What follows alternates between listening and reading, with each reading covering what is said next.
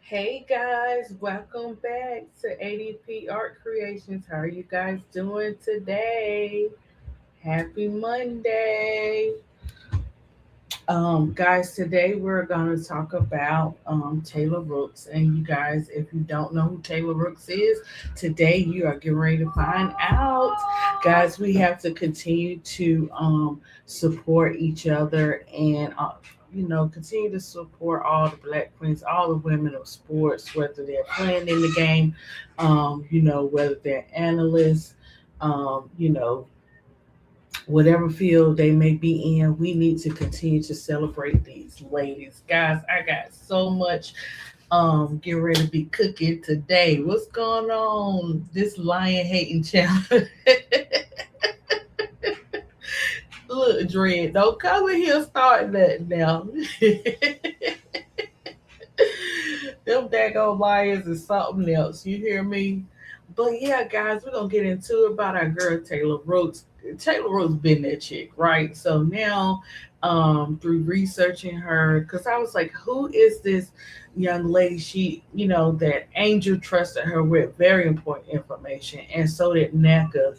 I'll be that's a real queen. When you can go and tell somebody something in this line of work and you can trust them to deliver it at the time that you want to, especially the things that Taylor Brooks is delivering um, it's not no little news. These are major, it's major news, but um, she been out there doing her thing, whether she on the NFL field, the NBA. I mean, she has come a long way with so many great things, so many great opportunities, so much she has accomplished at the age that she is. And so, guys, we're gonna get into it about Taylor Rooks, okay? I gotta give you the history lesson. We'll get into the videos and all that kind of stuff, and then we'll get in that drama for your mama, okay? Because it's some drama in the W. Didn't I tell you guys last night? I wanted you guys to take a deep breath because we don't know what's gonna go down today. And I can't even get up and open my eyes up. And here it goes. Why we got to come at Angel like that? You know what I'm saying? Like, when is it enough when it comes to parents being involved? It's okay for the parents to be involved in their children's lives, right? We get that. But when is it too far? Okay, so we're gonna talk about I gotta say Shakira because I got a nickname for her. So we're gonna talk about Shakira's dad speaking out, talking about um, you know, she's better than she's better than Angel, putting Angel out there, putting Asia out there, and we're trying to get to the playoffs, right? And I just think the timing of it and it's very intentional because you can praise your child and everything like that without adding people and being involved. What does that have to do with your child's accomplishments? She's having a good season, right? Why bring all that negative with it? That's what I'm saying. Yeah, why all bring that negative in it? Yeah, I'm gonna get into it, BD, after I talk about Taylor Rooks, okay? But I wanted to say that because I don't want to come off, what I'm saying, disrespectful to her dad. We're gonna break that down. I don't know why he felt like he had to be on the defense mode, coming to leave messages or whatever. And you gotta be careful how you put your mouth on people. You gotta be careful. Like, good gracious, ball of fire. But he opened up them can of worms, social media going crazy with it. They eating it for breakfast, lunch, and dinner. They coming, they screenshotting it, they coming out the wazoo. On threads, it's all over threads, okay? Then also we gotta talk about our girl DB. What's up? I mean, you know, I know a lot of us kind of figured out, what I'm saying, like DB was gonna retire and stuff like that. But like I said, me and one of my good people, she know who she is. Clock that T. We was talking about that today, and she had something. It was smart, and I'm thinking she cooking with some fish grease on this one, and we'll talk about that. You know, all of a sudden. She's getting ready to they're gonna buy her out and she's gonna be good to go. She'll still get her money. I mean, that's a good negotiation, right? There's some things going on. We're gonna say what we think, okay? And when this person brought this to my attention, I'm like, you know what? You cooking. She cooking with that one. And so we'll talk about DB. We'll talk about, look, we got to get ready for the game.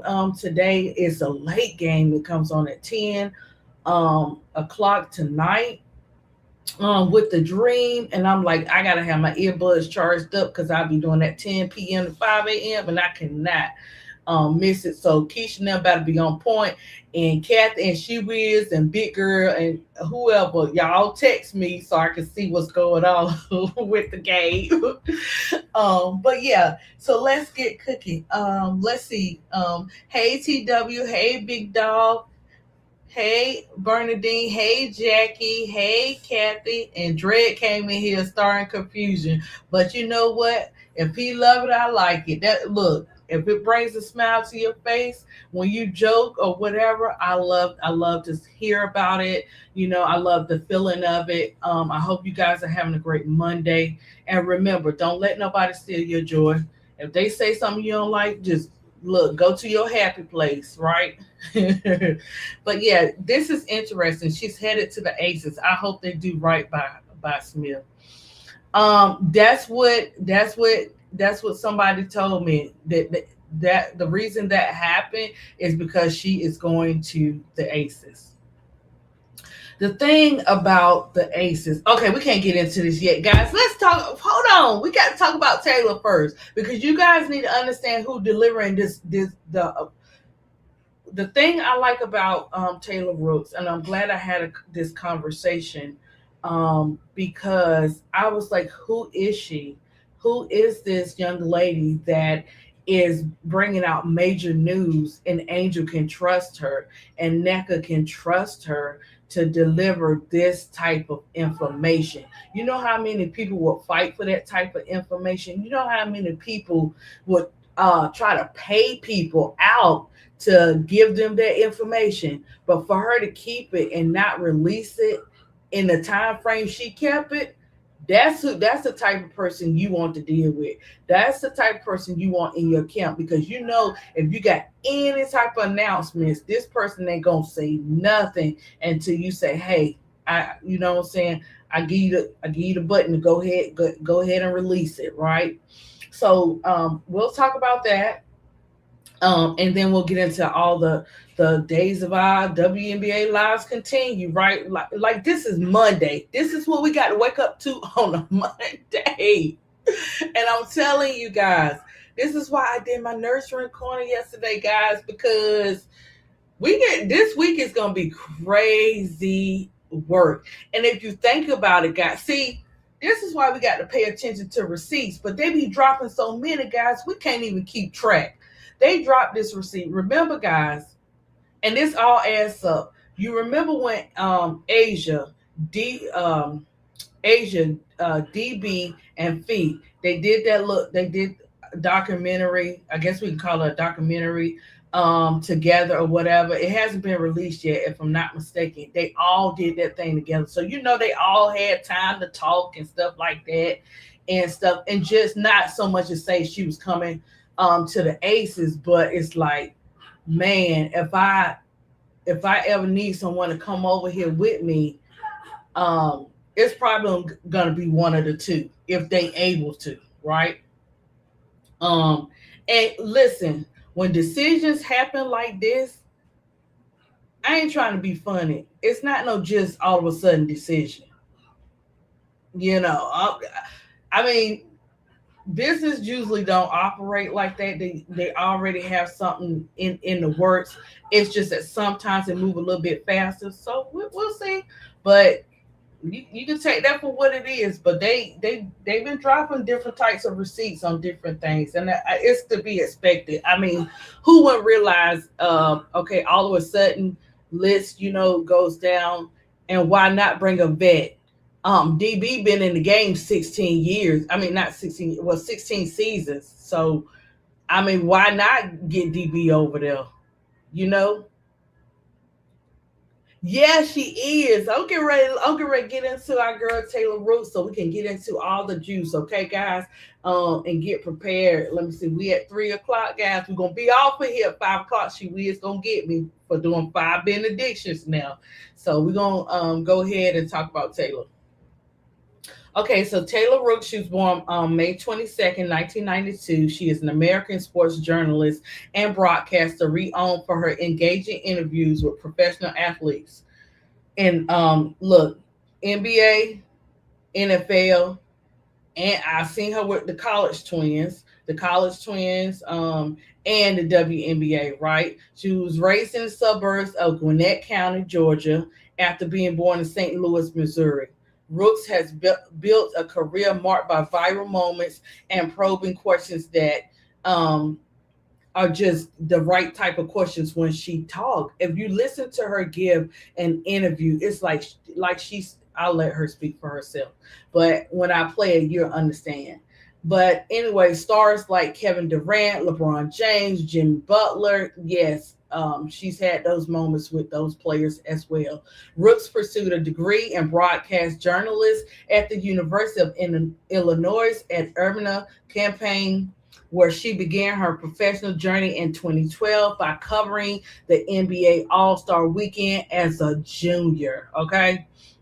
While still in school, she contributed to the FoxSportsScout.com and the Big Ten Network, breaking stories on college basketball and football recruiting before securing a full time role at the Big Ten Network upon graduation. Her early work laid the foundation for her reputation as a rising talent in sports media, with nearly 1,500 interviews conducted in under a decade by 2021.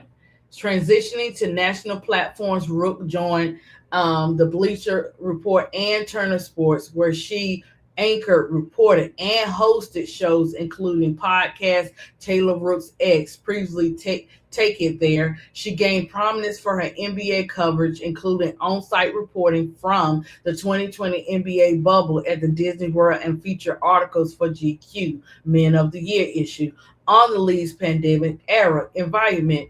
An Emmy nominated broadcaster, Rooks has been honored with the 2022 Emerging Leader Award from the University of Illinois College of Media for her exemplary early career achievements. In recent years, Rook expanded into the NFL reporting as a feature reporter for Amazon Prime Video's Thursday Night Football, starting in 2022, while maintaining her NBA commitments with Bleacher Report and TNT. By 2025, she was named the lead studio host for Amazon Prime Video's NBA pregame, halftime, post-game coverage ahead of 2025-26 season, alongside analysts like Blake Griffin and Dirk, not Dirk, but um, what's his name? Nowinski.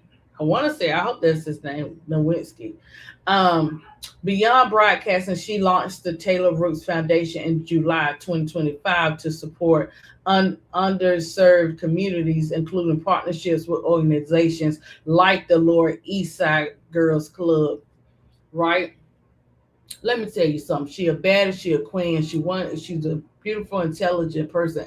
I mean, through reading her history and who she is, guys, because I'm learning. I'm learning as I'm going over this with you guys.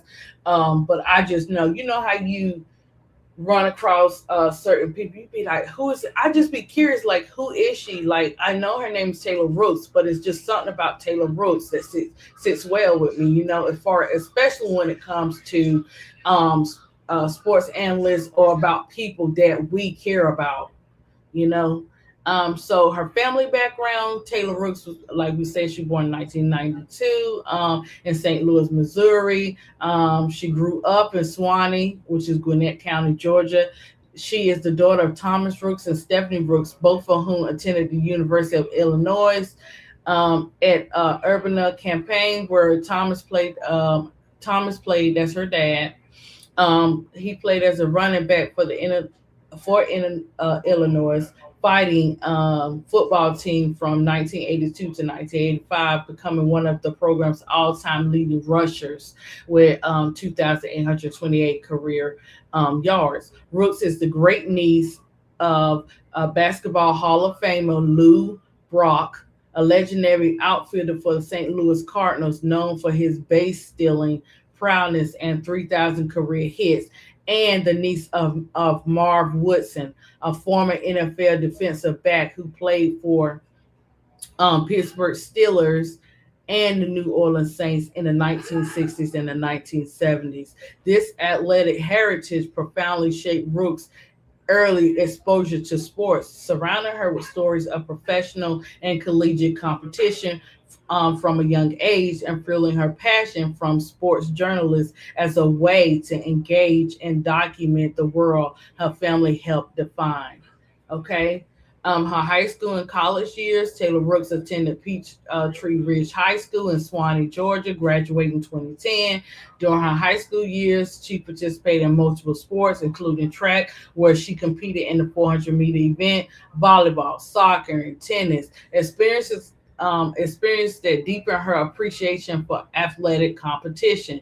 These activities, combined with the early fascination with media, inspired figures like Oprah Winfrey and news anchors, led her to experiment with storytelling by setting up a camcorder to conduct mock interviews with herself, owning her communication on the camera skills. Hold on, guys.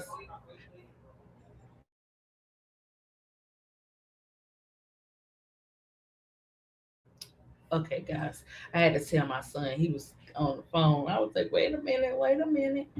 Okay.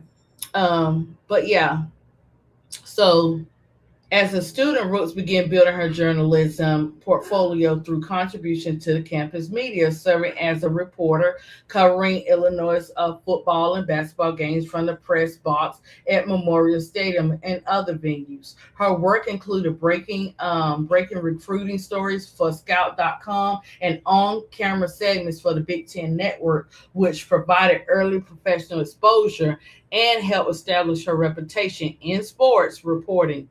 These experiences solidified her passion for sports media and prepared her for the post graduation opportunities. Okay, her college her college career, during her time as a student at the University of Illinois at Urbana campaign, where she majored in broadcast journalism and graduated in 2014. Taylor Rooks herself was, like she said, was a part of sports. She focused on college athletics from August 2012 to May 2014. She worked as a recruiting reporter for Scout.com, covering high school perspectives for Illinois football, basketball programs, and breaking several national stories on Big Ten recruits. The role allowed her to develop skills in investigate journalism and on a site coverage, including attending games, events to analyze talent pipelines for major college programs. She also gained experience through internships and student contributions at the network like the Big Ten, Fox Sports, CBS Sports Network, where she reported on campus athlete events, assisted with broadcasting during her junior and senior years. Her work included credentialed access to high profile settings such as the 2012 NBA All Star Weekend, where she conducted early interviews with NBA stars despite her novice status. These opportunities for her gave her the ability to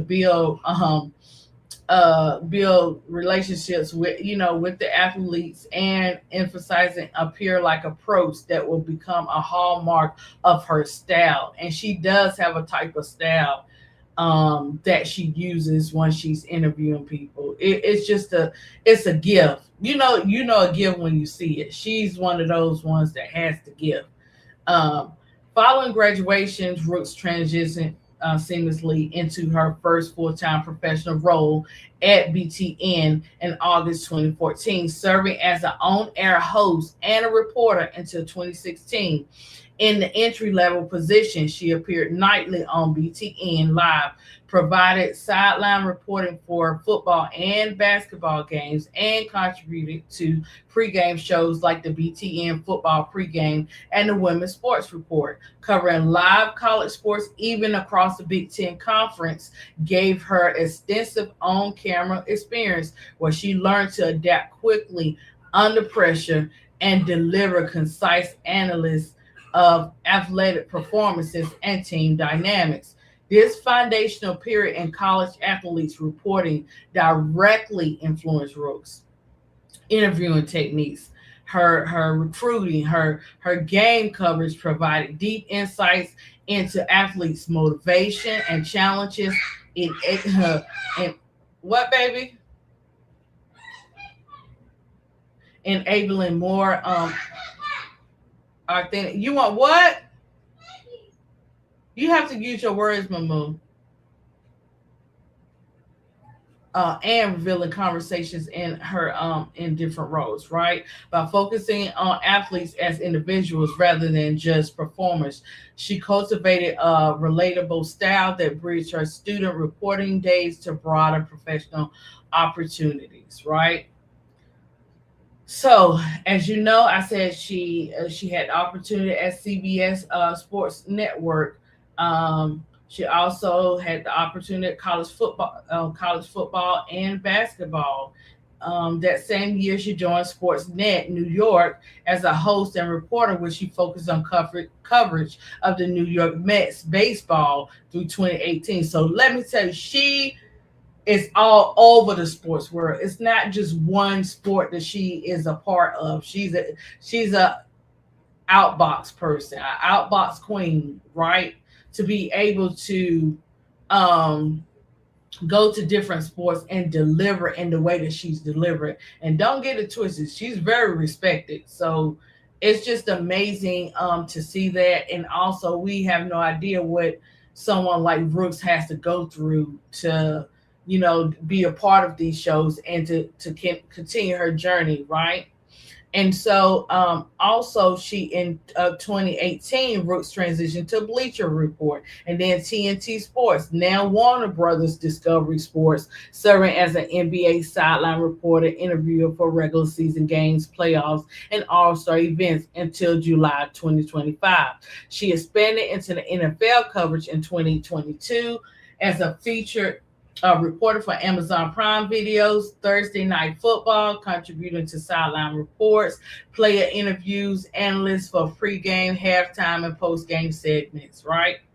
In December 2024, Rook was named the lead host for Amazon Prime Video's NBA studio coverage ahead of the 2025-26 season, overseeing pregame, halftime, and postgame shows alongside NBA analysts Blake Griffin and Nowitzki. I hope I'm saying his name right. She debuted in the role on October 24th, 2025 for the opening of the 2025-26 NBA season, right? So she has covered so many areas of sports. Also, she sorry guys, she had her own show. She's got blessed with plenty of awards to speak for her hard work. And in 2021, Rooks was named to the Sports Illustrated list of 100 most influential. Oh, let me rewind that back. 2021, okay, Rooks was named Sports Illustrated list of 100 most influential Black women in sports, acknowledging her role in advancing dialogues on race, gender equality, and athlete well-being through her platform. As one of the few Black women in prominent sports media roles, her work challenges the industry's norm and promotes exclusive narratives around athletes' experience. Okay, so a little bit about her personal life. This is up until 2025.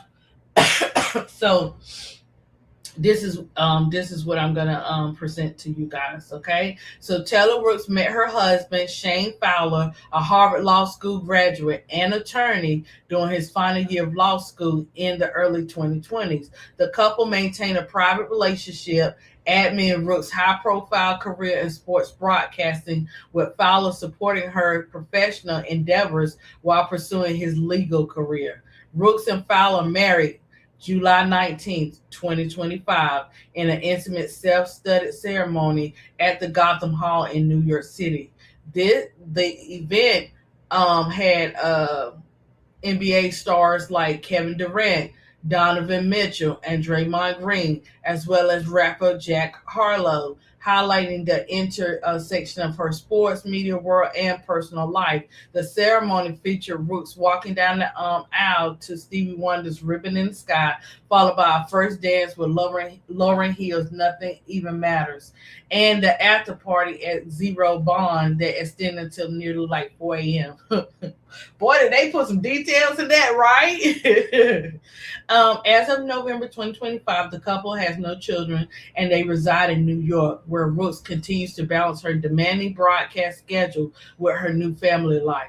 Rooks has emphasized the importance of privacy to her marriage, stating in interviews that maintaining a personal life separate from her public persona allows her to thrive professionally.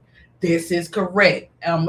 I've heard this from a lot of celebrities, guys, a lot of famous people and stuff like that, where um, if they don't give you nothing, you don't have anything to talk about. But even if they don't give you nothing, people still gonna talk. But she's kept that private, which is good because she is she is hitting so many sports areas. She's gonna be talked about, right? And then the fact that she got that information and released that trade with Angel Reese. Oh man, you talking about she probably had all that pants in the fancy, right? She probably, oh my gosh, right? To release that and then to release NECAs, like I'm glad that the ladies have someone they can trust with that type of information. That's only going to lead to Taylor Rooks getting more basketball players who, as far as the WNBA, that she can release that type of information, you know? So, yeah, she has a Taylor Rooks Foundation as well. Um, yeah.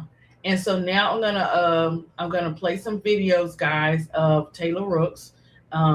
This is her on Threads, but they clipped her TikTok. Yeah, she is from the Atlanta area. Um, oh, it's your brother's birthday today. Happy birthday, Bernadine's brother. That is so awesome, Bernadine. Special shout out to Bernadine's brother, guys.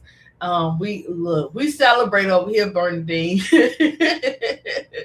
Look, we celebrate our wins and we celebrate our life and we celebrate, people being able to have birthdays, being able to see another day, guys.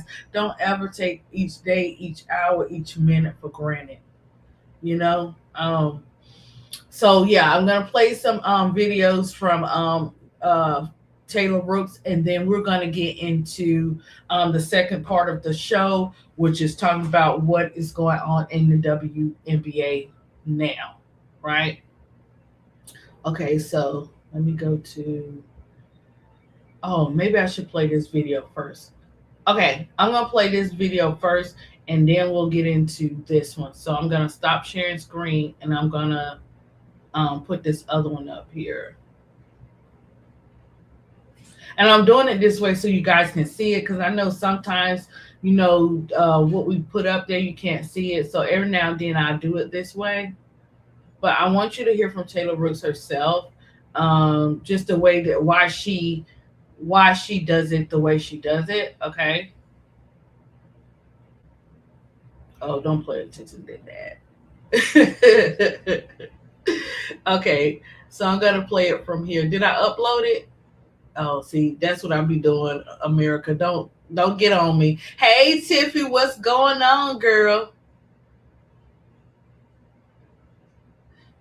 Thank you. It's May 22nd, same as Taylor Rooks. Oh, Oh, okay. Hey, look, Birdie. Let me tell you, my kids, we celebrate every day. Hey, Miss D, how you feeling? You see, I'm on JD side, right? That JD5. Okay, then, girl. Okay, so I'll get ready to play Taylor Rooks, guys. Sports, and that you have to kind of understand your opponent, so to speak, Completely. and kind of match that aura from sports, and that you have to kind of understand your opponent, so to speak, Completely. and kind of match that energy, and you come into it. So how do you do that? Yeah, that's a great way to put it, that I do believe interviewing is like, a sport. For me, I think the difference is I approach interviews wanting it to be mutually beneficial for both people. I want to make sure I ask a question that reveals something so that I look good and the audience likes it and they feel like they learn through the conversation. But I also want, my counterpart to feel like they were able to enter into the space and be themselves and talk about something that they wanted to talk about, but maybe didn't know how to. And so it's maybe it's less of a sport in the way that you have an opponent, and more that it's a game. I do feel like interviews are that way. And I would say, I don't know if I try to match their energy. I think I maybe try to get them to match mine. Oh, interesting. And it's not that I'm wanting them to change who they are, but I definitely want them to understand like what they signed up for. And I think that sort of starts with me and how I ask the questions and how welcome I maybe make them feel, just so that they can feel free enough to speak, and to speak differently than maybe they have in other places. And this is why the strategy and the way that she carries her interview are so successful. And I think maybe sometimes the reason that they don't is because somebody is matching their energy. Like I always say that athletes' perception comes into the room before they do. And when you approach the interview only using things that you think about them or know about them, I think that it is almost like a self-fulfilling prophecy, when it should actually be almost a clean slate. Like it should almost be that they're coming there and giving you something that you haven't seen before. And I think that's able to happen because you're wanting them to, like I said, buy into what is happening in this specific interview. And I think it's really important to get the fullness of people.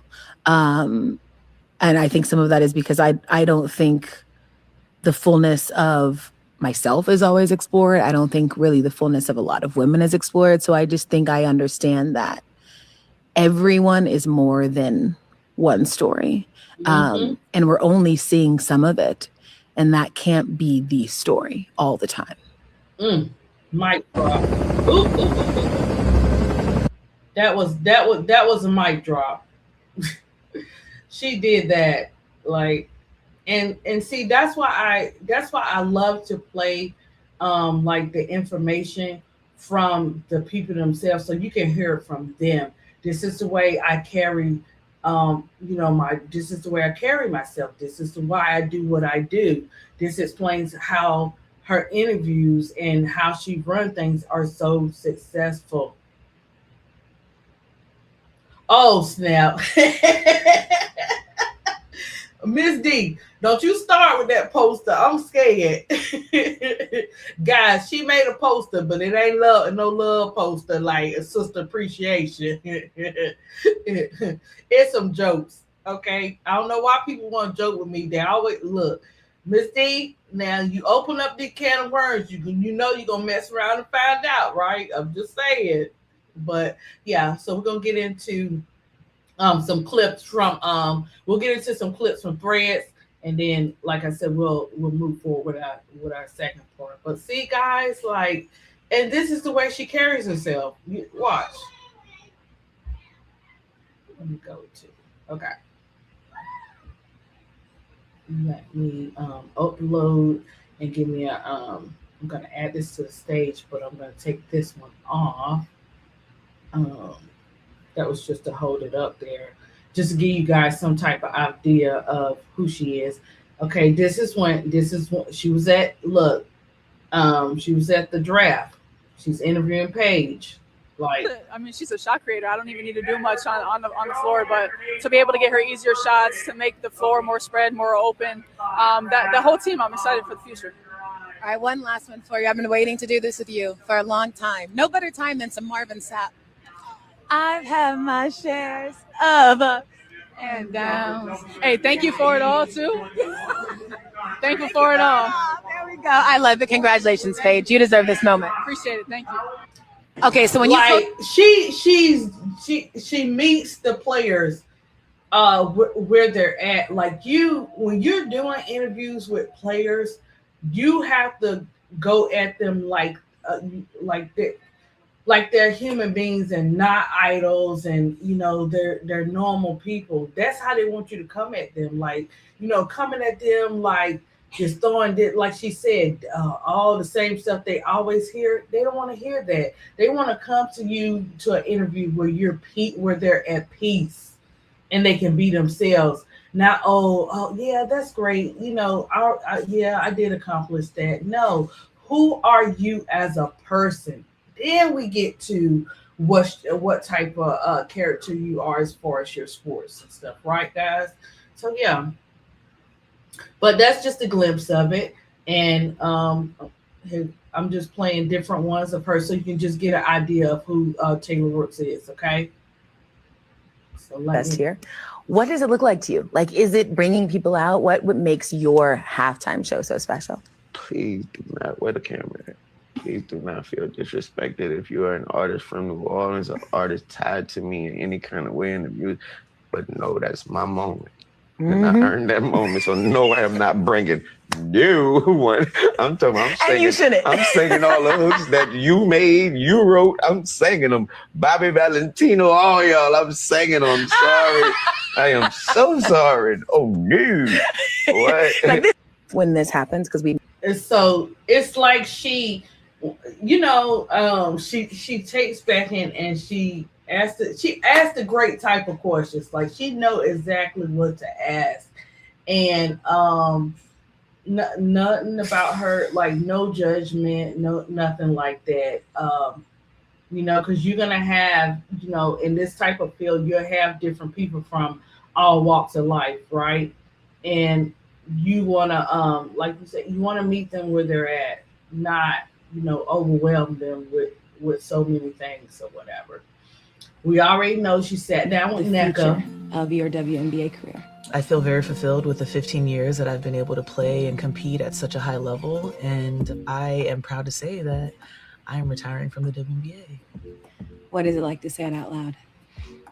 It feels good. It feels good because I'm doing it on my terms in a way that I've always kind of envisioned. Even though I didn't know what kind of player that I could be in this league, I never thought that I would play this long. Wow. Okay. Never thought that I would be the type of player that I would play this long. But I do know how I want to leave the game. I do know how I want to leave my career. To hear that you are retiring when right now you are averaging 17 points, 9 rebounds, shooting almost 53% from the field, you are playing at an elite level. This is going to be quite the shock to many people. I mean, you could easily continue dominating in this league. So if it is in your body that is telling you that it's done with the WNBA, what is telling you? It's a little bit my body. Okay. You're like, whoa, it is a little. No, but I'm glad you clarified. It is a little bit my body. Okay. I still feel very good. Yeah, and you look very good. Oh, thank you. Thank you. But I also feel the comfort of slowing down a little bit. I just feel content. I feel very content with where I've left my career with 15 years under my belt. I feel very content about what we were able to achieve coming into this season, where we see the league today. Even when I think about the types of players I've been able to play with against Tina Thompson and also against Angel Reese. Right. I was in the league during the Madden era. I'm in the league during the Asia Wilson era. Seeing the legends come back integrated into the life that is women's basketball today. I would be lying if I didn't say that I felt like them kind of like, putting their hand on my shoulder. Yeah. Like, you've done well, absolutely. I kind of feel good about being closer to following their transitions out of the game and into this world. The game. So I'm playing like, okay, so her interactions with with the athletes or whoever, it's just beautiful. Like you sit there and just have a full blown conversation and everything goes well. And you notice that NECA feels very comfortable sitting there and just able to be funny, crack jokes and all that stuff. Don't have to be all serious, or whatever. And it's the way she allows them to speak without interrupting them as well. That makes a difference too. Because what am I here for if I get on your show and I can't say all I need to say because you keep interrupting me? And a lot of people do that when they're doing interviews. We like, can you let her finish? Like she kept cutting off, so you couldn't even hear everything that the person was saying. And what would that do to another person that you interviewed? That'll be like, I'm not going up there. I'm not doing that because I'm going to keep getting cut off and my story still won't be told. Like you always want the person that you're interacting with to feel comfortable and to feel like they're in a safe place. And that's what Taylor Rooks does for the sports world as she continues to do her thing. Also, yep, when this hit, Angel trusted her with this news. This is another thing. This was huge. This was major. Even though we assumed and we knew, it's just the way that you give allow your information to be told and who tells it makes a difference, guys. There was no when Taylor Rooks brought this out, there was no backlash, there was no whole bunch of drama, none of that.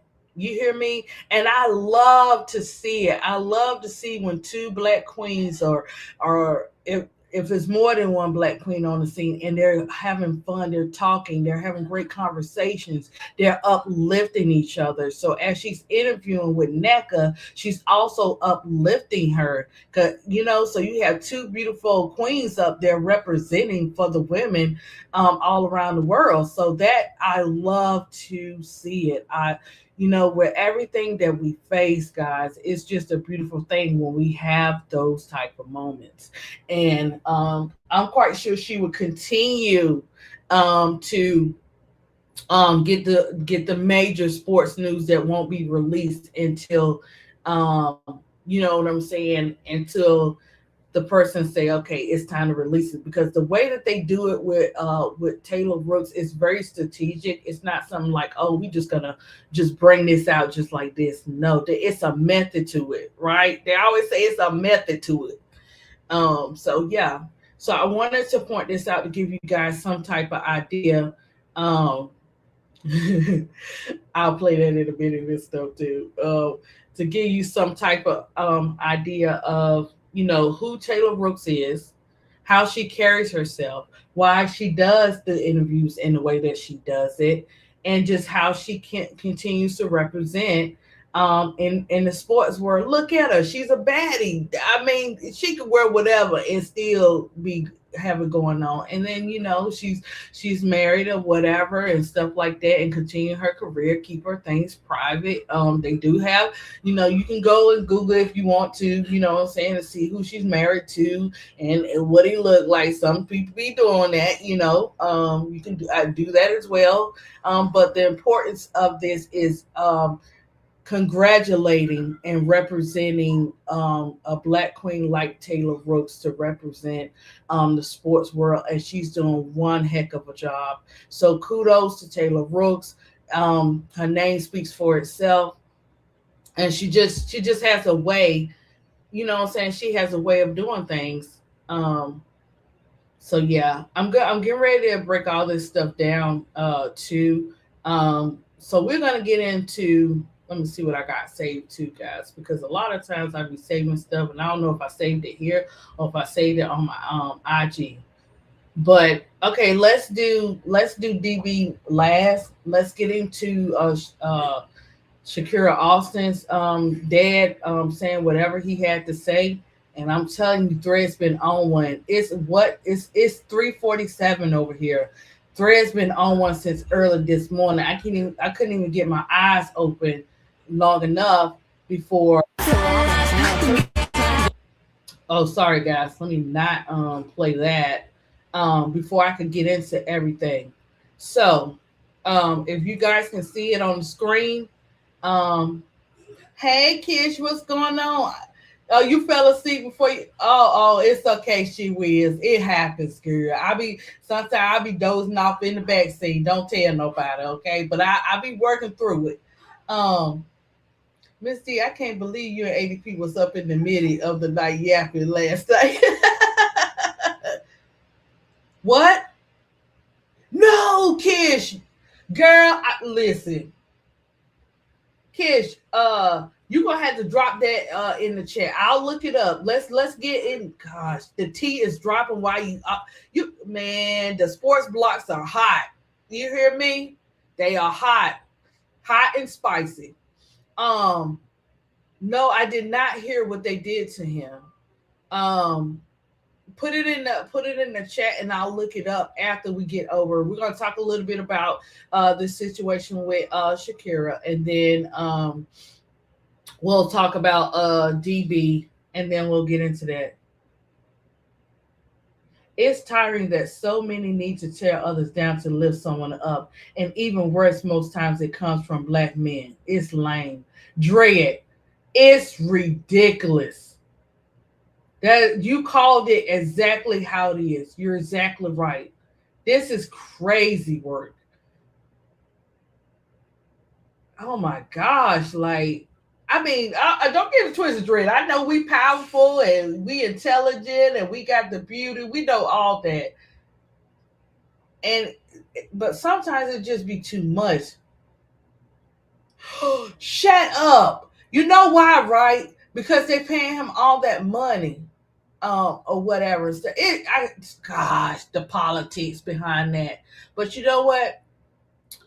He's another one, guys, and I got to keep it real.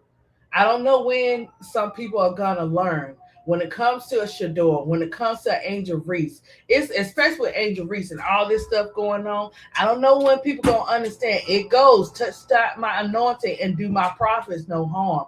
That's what the words say. So why people don't get it and understand it yet, I don't know. And I'm going to tell you an example of why I use that particular scripture towards Angel Reese in the situation that's going down. Even with Shador. Shador has been through it. But don't worry, kids. Don't worry. It's all in God's timing, okay? Because most of that stuff that young man went through in his first year, most people wouldn't be able to survive through it. But in this particular situation, I'm going to give you an example of how you have to be careful how you put your mouth on people, because when and look, I have to keep it real. Sometimes ADP got to keep it real, especially when it comes to the heart of the people. That is one of my pet peeves. I don't play for it. Don't come for nobody in this chat. Don't come from nobody on this on the panel, especially with the disrespect for women. I don't have no filter for that, guys. So if you hear ADP, y'all need to put me on the prayer list. Get the oil and bless me, because I'm representing that chat. Y'all might want to do that, because I don't play about people, and I don't play about my kids, right? And so with this particular situation with Angel, and why I use that particular scripture, go back and look at what's happening with Cindy Bondello. See what situation that's happening with her. She has major injuries on that team, and they will not be giving her a heart. She is not able to get a hardship contract, and she has not been winning ever since. What species? What you say? What kind of species was that? You got to be careful how you put your mouth on people, because you don't know who, and you think you're getting away with something. Yeah, first thing you do is you have people cheering for you on your side, but you know deep down inside, you know you was wrong. There was no reason for that. That is somebody's child, somebody's niece, somebody's friend, that's just doing that thing with their career, right? I'm telling you, you got to be careful Hey everyone, slide it in the door with my church finger up. Hey, not for the week. So you gotta be careful. I'm telling you, I don't know. So many people have their mouth on this young lady, and God continues to bless her. She continues to have his favor. They still ain't learned yet. And then we come here, we wake up this morning, and we got these shenanigans. There's no reason for this, guys. No reason whatever. I'm so sick and tired of this right here. It's an ongoing thing with Angel Reese. And this is what I'm saying. Even though we think, oh, she's strong, she's hardcore, she's from B-more, she keeps showing you guys the signs. She keeps saying she's tired. She keeps saying she can't let these moments dictate what she can do. But at the end of the day, she is still human. She still hear the noise. Whether she block it out or not, it still comes, and it's just sad that people pick and choose to continue to do this. This was intentional. I don't care what nobody say. This was intentional. And everybody and their mama know on what Angel Reese has been going through. Well, we know some. We don't know the behind the scenes stuff, right? And thank God that she has a village around her and people and fans like us who really care about her, because I'm telling you, people can smile and say it's all right, and then the next thing you know, they be like, I can't take this life no more. We got to be careful, guys, what we say and how we say it. And they can say, oh, I'm good, I got it all under wraps, I'm strong, and the next thing you know, there's a difference with the next day. We got to quit putting our mouth on these anybody. Like, just be careful how you put your mouth on people, because you never know. It could be you or it could be somebody close to you going through the same thing and not say nothing to you about it, right? The only reason why we know a lot about it is because Angel is in playing ball. She's a professional celebrity. So this is why we hear about it. And stuff like that. But this is the thing about social media. Once you release it, you cannot take it back. It's going to stay there. It's a permanent mark on social media once you release something like this. And let me tell you guys, they didn't waste no time posting it. In the AM, guys, I couldn't get the breakfast right. You know what I'm saying? I'm like, what is this? Because I feel it. I feel it in my spirit, like this type of stuff is going to go down. And brace yourselves, guys. Brace yourselves and keep these players keep the prayers coming for these players. Period. Because I feel some things, and just keep praying for them, keep uplifting them, keep riding with them, guys, because they're gonna need it. So this particular person just wanted everybody to know what her father was posting, right? And he also brought in Asia into this too. So he said, my daughter is the best big in the league. Argue with your wall. And that's fine. He's entitled to speak that. That's his daughter. All we're saying is he's entitled to say whatever he want to say. But why do you have to do it in a way where, like Dred said, where you're trying to bring someone up and tear someone down? And the reason why I'm not going at it like being so hardcore on him, because at the end of the day, he's still that young lady's father. And what parent wouldn't take up for their child? What parent wouldn't speak out for their child? But there's a difference. It's not what you do, it's how you do it. Period.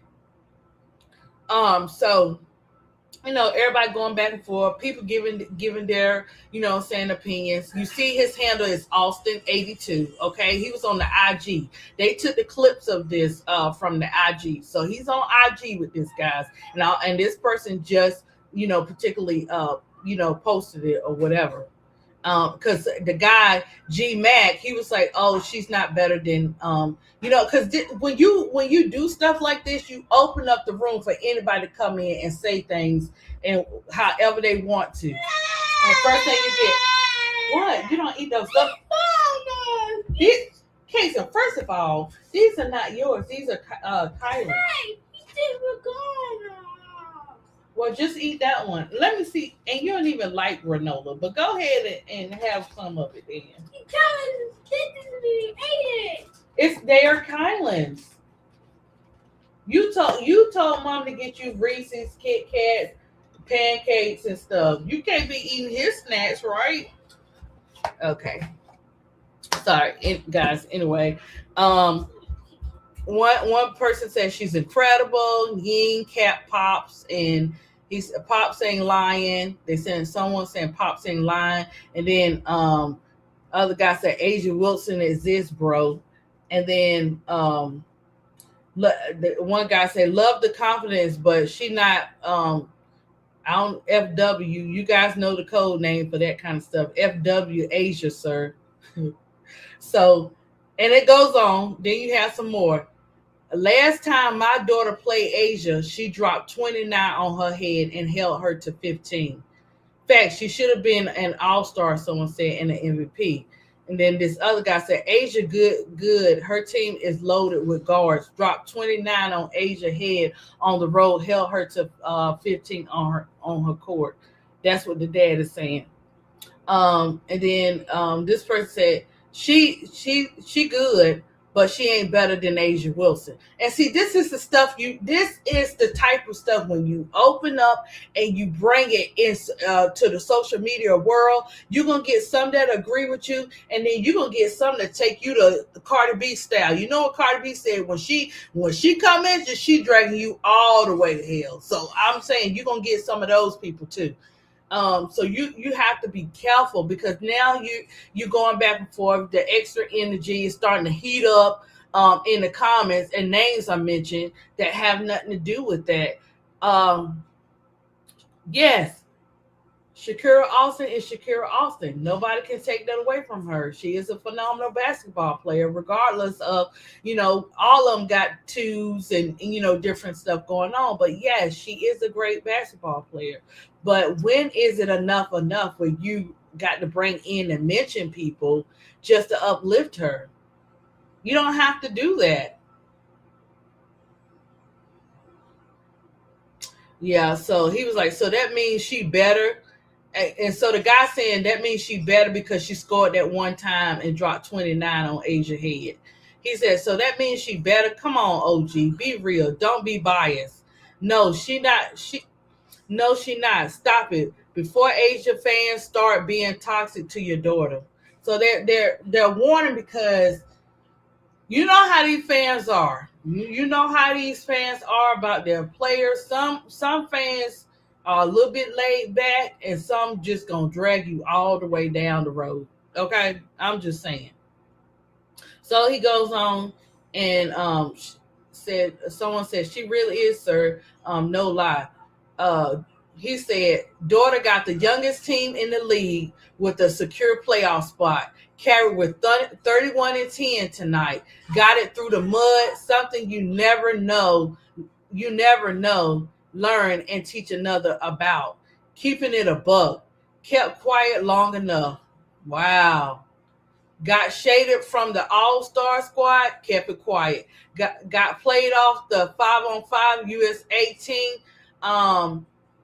To the 3-on-3 US, kept it quiet. We speaking facts now, young fella. Okay. Let me tell you something. And like I said, everybody can have their opinions, say what they want, how they want to, when they want it, right? You do not. When I always tell my kids, and I tell, I've taught myself this. When you know who you are, you don't have to prove it to nobody. If they can't tell by your heart and your actions, those not the people you need to be around, baby. I'm just keeping it real. He's trying to, in this comment, we know who she is. If you watch WNBA basketball, a lot of people are fans of Shakira Austin. We know who she is. It's nothing new to. I mean, some people have followed Shakira since she was young, up until she got to the W. You don't have to do that when we already know, but some parents do things different. I'm quite sure the people that's commenting and going back and forth with him, they know who Shakira Austin is. They know her stats. They know what she's accomplished. Okay, yes, she's having a great year. Okay, yes, she's had setbacks in the past. A lot of players have. You know, we deal with players with injuries. We deal with players with different things. Yes, we get all of that. But why do you have to bring other people into it to bring light to who your daughter is and what she's doing? Okay. And why are you lashing out in the social media instead of the people that need to hear it? But he's entitled to do what he wants. The people are entitled to do what they want, but there are consequences. There's levels to this. Be careful how you speak, when you speak, and what you speak. And so, boy said, I'm sorry. I completely agree with you besides Asia. Okay, so now they want to start this thing up with Angel, and Angel don't have nothing to do with this type of stuff. Nothing, right? So one guy says, setting your daughter up for failure like this is crazy. She's all of top 10 and not in the top 5. Asia Stewart, Collier, Reese, AT, NECA, AB, Austin came alive this season for real, but she's not even sniffing best big in the league.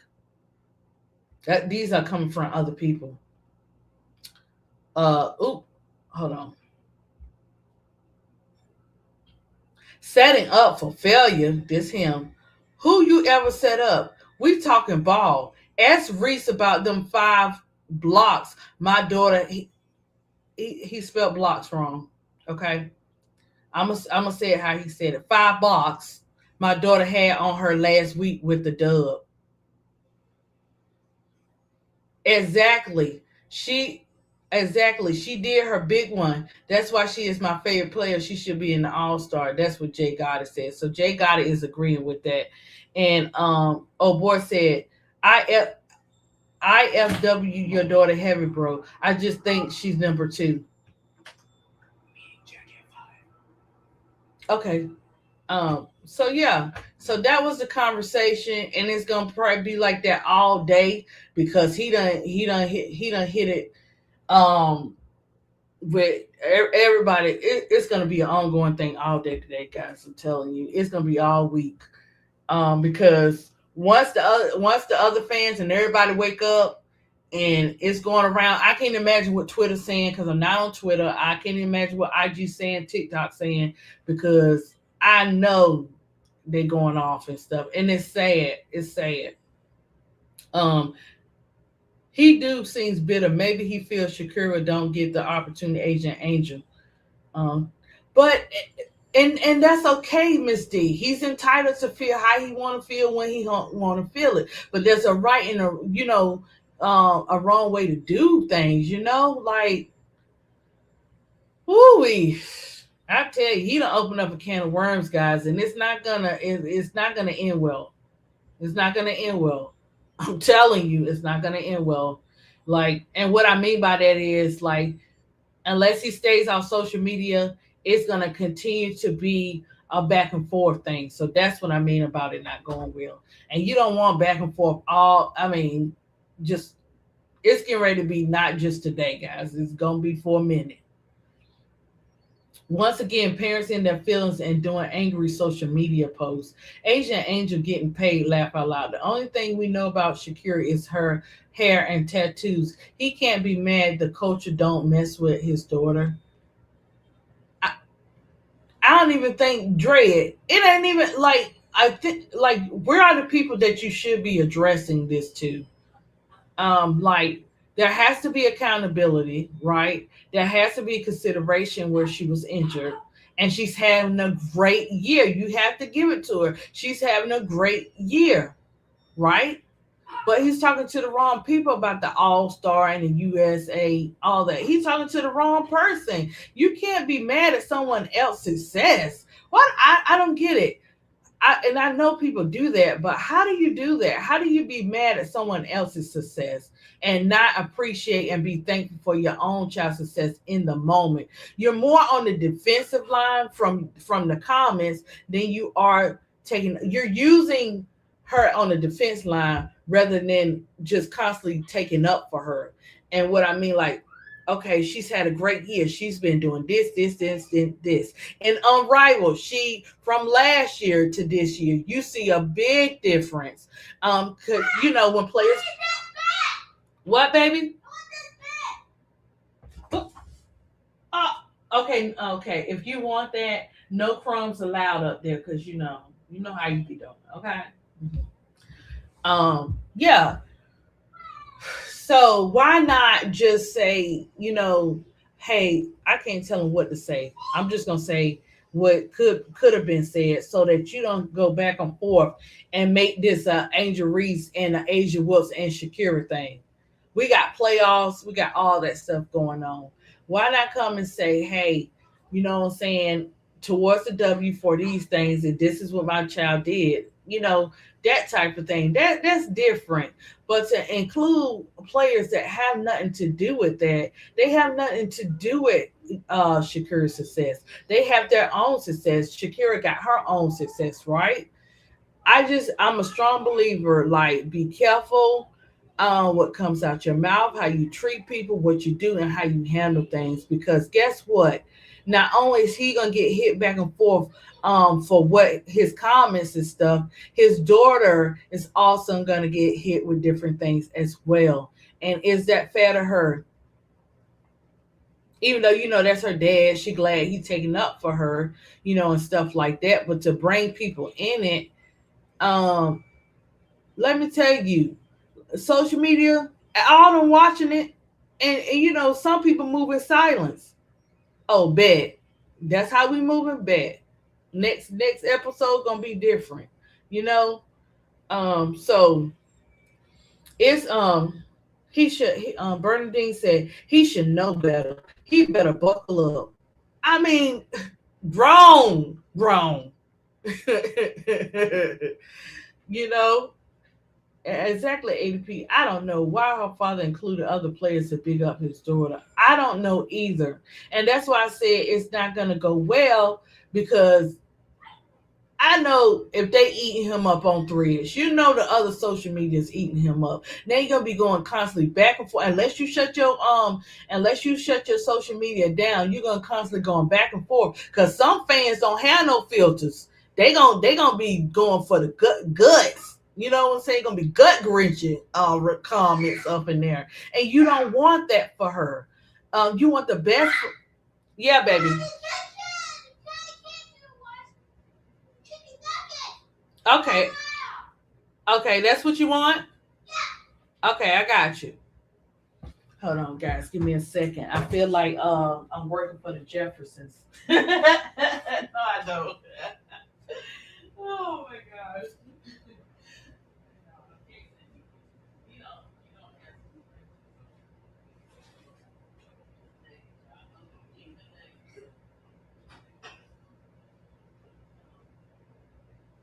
Well, yeah.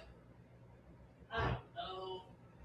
I don't know why he decided to do this right before playoff. And different fans, they different. They different. Everybody's fans is different. And it's gonna be interesting to see how this goes.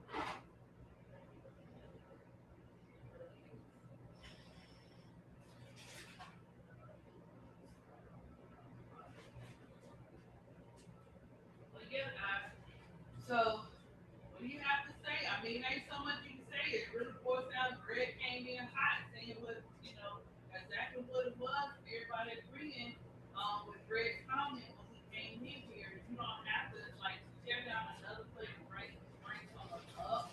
That's not a good thing. Like, I just and it is sad because everybody now, what I'm saying, everybody gotta go through it with this situation. It didn't have to be in this situation. Right? They didn't. Angel and Asia didn't ask for this. You know,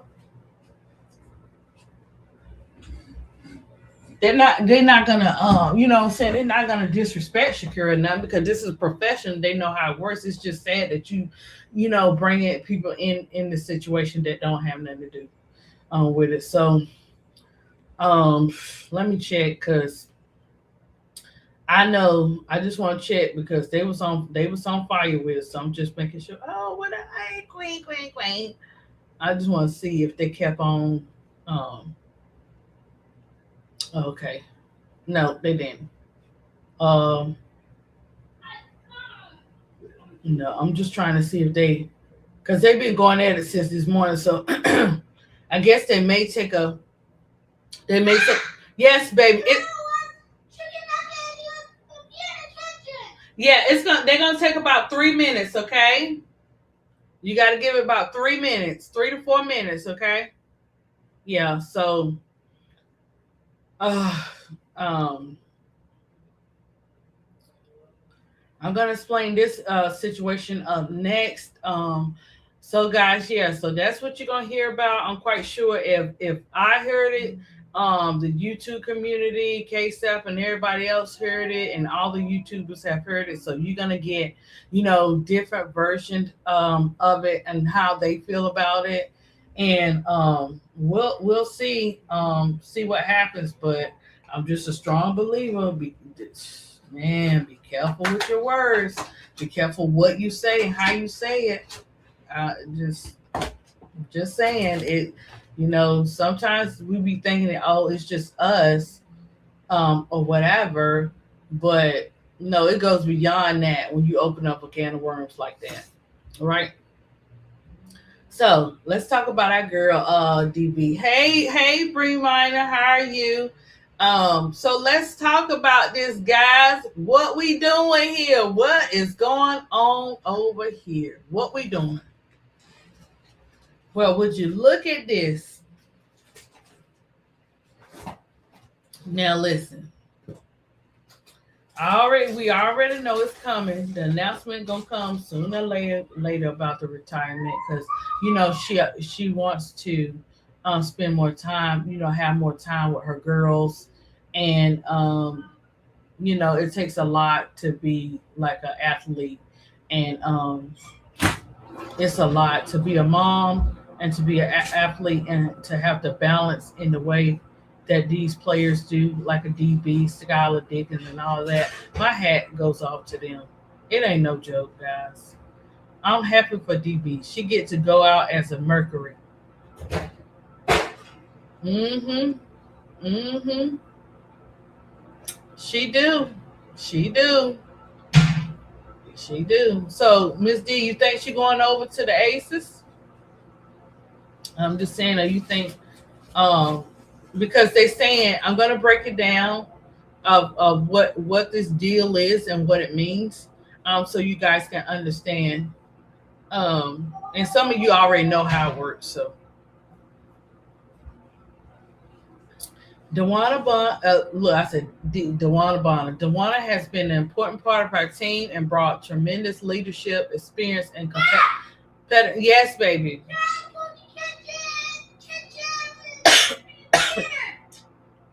No, I'm not gonna take my computer in the kitchen, but I checked on your nuggets. Okay. Well, because of the relationship we have with Dewana, we worked out. They said because of the relationship with Dewana, we worked out a buyout agreement that gives her the opportunity to chase a title and what could be her final postseason. So you got to read the wording. Make sure you pay attention to detail, because to chase a title means Dewana Bonner going to the Aces. She going to one of them teams. I don't know which one. America, but it seemed like she may be going towards the Aces because the list just went down. What you think? Because they did a buyout agreement that gives her opportunity to chase a title and what could be her final postseason. And I love me some DB. Dewana will always be a part of the Mercury family, and we wish her the best We wish her all the best. Right? And DeWanna Bonner, being able to return to Phoenix and play in front of the best fans in WNBA these past 2 seasons have been an incredible experience. At this stage in my career, I don't know what the future holds, but I'm grateful to the Mercury for giving me the opportunity to play in what could be one of my final postseason opportunities. Oh, man, man. I get so much respect to her, guys. Gosh, because when you have kids and your baby girl, your kids say, "Mommy, I was hoping you lost the game just so you could come home, man." That man, talk about somebody teary eyed. Because we sacrifice working for our kids and, whew, man. Yeah. So yeah, past 2 seasons has been an incredible experience. At this stage of my career, I don't know what the future holds, but I'm grateful to the Mercury for giving me the opportunity to play in what could be one of my final postseason opportunities. The fans, the community, and the Mercury organization have embraced me throughout my career, and I'll always be grateful for that. Being part of this franchise has given me so many incredible memories, and Phoenix will always be a special part of my career. Yeah, so yeah, see they bring us some more of it. So somebody said, y'all think this in the works for the Aces? I don't usually do this, but ATL, Bonner is free. Bree still injured. Could be used. I don't know. We don't know. We don't know, right? What you guys thinking? Is she going to do you guys think she's going to you think she's going to I don't see it going to the Lynx. Is she going to the Aces? Is she going to the Dream? It's one of the two. What you think? My Ken dog, she doing another one. Did I save this one? Okay, let me make sure I save it. Um, yeah. Yeah, so yeah. Yep. I think that's okay. I'm just trying to see what else everybody is saying about because it's fresh. This is fresh news too. You know, kudos to Miss Rachel, everybody. Kudos to that doggone Miss Rachel. Miss Rachel is something else, boy. I just had to throw that out there. Sorry, that's a little moment there. But yeah, so we're gonna see. So I want to know. Okay. Oh, so they did. Okay, wait a minute. Okay, so they did. I guess they did let her do it. It was saying they weren't, and the WNBA put it out there that they weren't giving her one.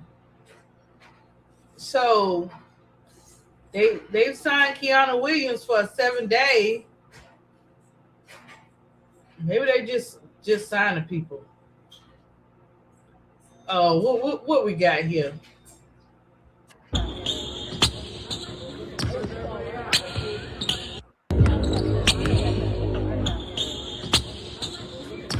Let me see her top. What? I can't see her design. I'm trying to see Medina's design on her shoes. I mean her socks. We know she a part of Reebok, so she gonna forever keep having them Reeboks on. I don't know with Medina, but yeah, guys. So let me shut this down right here. So let me do this. Let's see. Okay, all right. So yeah, so kids say no Aces. Tiffy said, I think it's Atlanta. She seen the Angel 30 piece and had to make the call. Plus, they were all buddy after the game. Man, oh my gosh, like I don't know, guys. She don't need to do nothing. She don't need to sit down, nothing. Don't you come in here, BD, with that male ego stuff, talking about she should sit down. Why should she sit down? Help me understand that. Because I want to know with that comment. Who are you to tell her when she can and cannot, what she need to do? She is not old. What's wrong with you? Let me tell you something. BD, every day, every time, see, you got to mess around and find out. See, now you done open up a can of worms. BD, quit saying women too old to do whatever they got to do. It doesn't matter. Age has nothing to do with your gifts and your skills. It's in the mind. It's in your mental. If a person tell you can't do something because you too old, miss me with that. Would they do that in America and think the woman's still going to do it? She not. Guess what she getting ready to do? She getting ready to go, so she don't know what the future holds, but look like she probably going to one of those teams. You can't tell her to sit down because she's old. She's not old. Matter of fact, bet. You want to go there? Okay, bet. Let's pull it up. I ain't got time for this. I'm tired of people saying when people old. So what about Sarah Abraham, BD? Since you want to come with that, did Sarah Abraham not have a baby? I'm just saying, I'm sorry, guys. I ain't trying to get nobody pants in the fancy talking about ADP. Don't start that now. I'm done. My tubes tight. I ain't doing that. I'm just saying. Quit putting age limits on people. Yes, sweetheart. Huh? Okay, baby. Yeah. Putting limits on people and what they can and cannot do, especially a woman. A remarkable, phenomenal woman. Okay, so he want to call DB. Okay, he want to call her old. That's what he said. He said old. Okay. He said she old. Hold on. So you telling me that DeWanna Bonner, 39 years old, and she's old? Okay, Miss D. You saying a 39-year-old woman is old and she needs to sit down? BD, welcome to this class right here, baby. And you wonder why. Don't see, you wonder why. You know what I'm talking about. That's that good discernment. You wonder why. You be like, that dirty ADP. Yep, you done open up a whole can of worms, and I hope you be able to handle whatever I'm dishing out. Oh, she old at basketball. Not like, no, she not. Who are you to set limits? Do you not? See, this is why, woo, okay, count to 10, ADP. This is why you have to research and do your history of players. Do you not remember who came into the W over 30 years old playing in the W for their first season? Go back and do your history on some of the vets of the WNBA, and you're gonna mess around and find out that some of those players that were dogs, oh baby, they were dogs and they were killing it. They were in their 30s and over. So miss me with that age stuff. Stop putting limits on women, BD. Stop doing it. You want that beautiful sunshine wife. You want her, right? Stop putting those limits. Don't do that. The same way I won't put limits on my king, it's the same way I won't want my I won't want nobody to put limits on me on what I can and cannot do, no matter what age I am. That's why I don't be like, I can't judge people in America. I'm sorry. That's why I be the way I be. Like, I can judge myself, ADP. She nice, nurturing, but she cray too. Now I can get down, But you just got to be careful. I never, I'm blessed, guys, because the males in my life, they were not perfect, but we respected. They respected me as a person, as a mom, whatever. Oh yeah, we had our ticket tags, go tick and tag or whatever. But at the end of the day, when it came to things like that, never had to be in an inbox person ever. If anything, they were encouraging me. Oh, hold on, Miss D. Hold on, guys, because I'm trying to drop the link for 5 minutes, and BD want to come in here, and he like to do that debate stuff and mess around and find out. But I got the time today because we already had to deal with that news that this morning, him throwing shade at Angel and Angel and Asia for no reason. Why can't we uplift everybody and still tell the world, hey, I think my daughter deserves this, blah blah blah. But like I said, people, you can't tell them when to say it, how to say it, or nothing like that, right?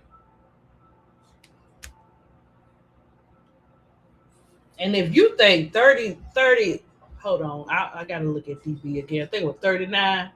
If you think 39, oh, I don't know what to tell you.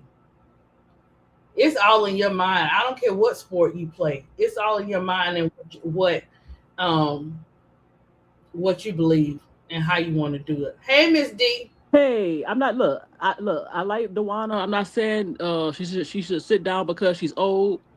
Hey, everybody. I'm sorry. Hey, I'm saying it because I'm watching her play. She's not the same player. She's not giving you the defense they need. So that's why I say that. And reason why. Look, let me say this. The player they need to go out there. I keep saying that she's not that much older. Matter of fact, I think they're only 2 years apart. Tina Charles. So it's not that she's old. It's not your age. It's how you still play. And she's not playing the same as she usually do. She's not even playing as good. It depends on it, and you could say that for a particular team, but you don't know how she's going to do on another team. No, ADP. No, I'm sorry. Yes. No, ADP. No, I'm serious. I'm not trying to be mean. It's not because she's old. She's not. You're entitled to your opinion, and I'm gonna be entitled to mine. I understand. Okay, fine. You all want on her team, fine, but that's not gonna happen. They shouldn't do that. Tina Charles could still play.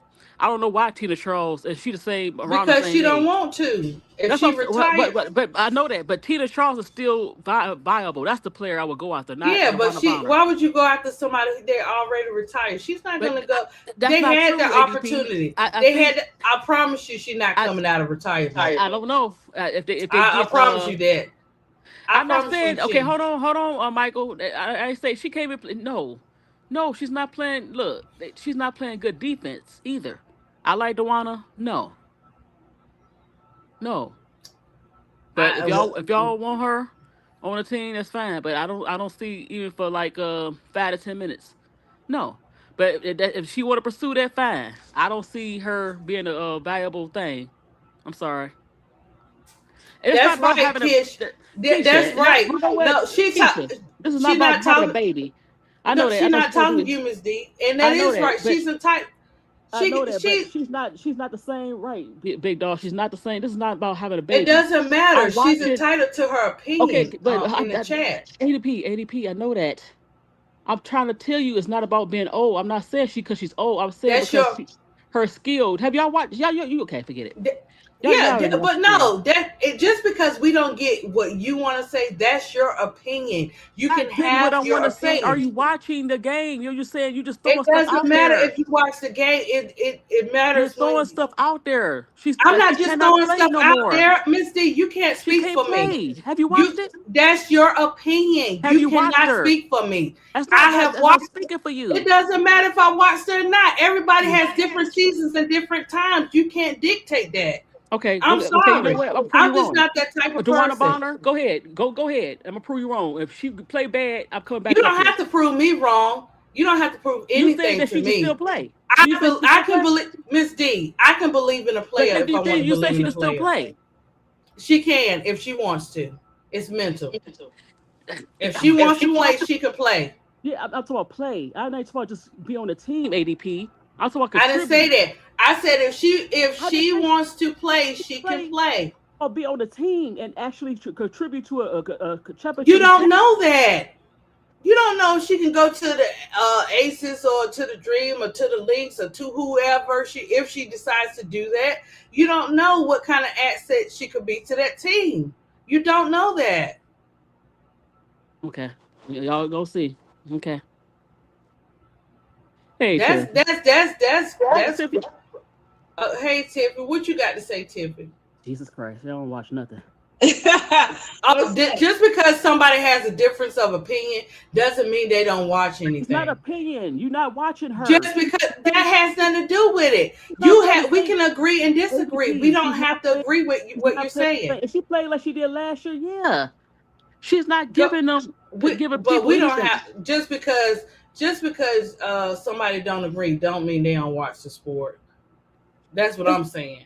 You're not watching her. Y'all it doesn't mean you don't watch. How you know what I'm watching? I like the I do watch DB. You don't know that. You can't say that. And just because I believe in players, that's just me. And you're entitled to believe what you want to believe. ADP. No, Miss D, not today.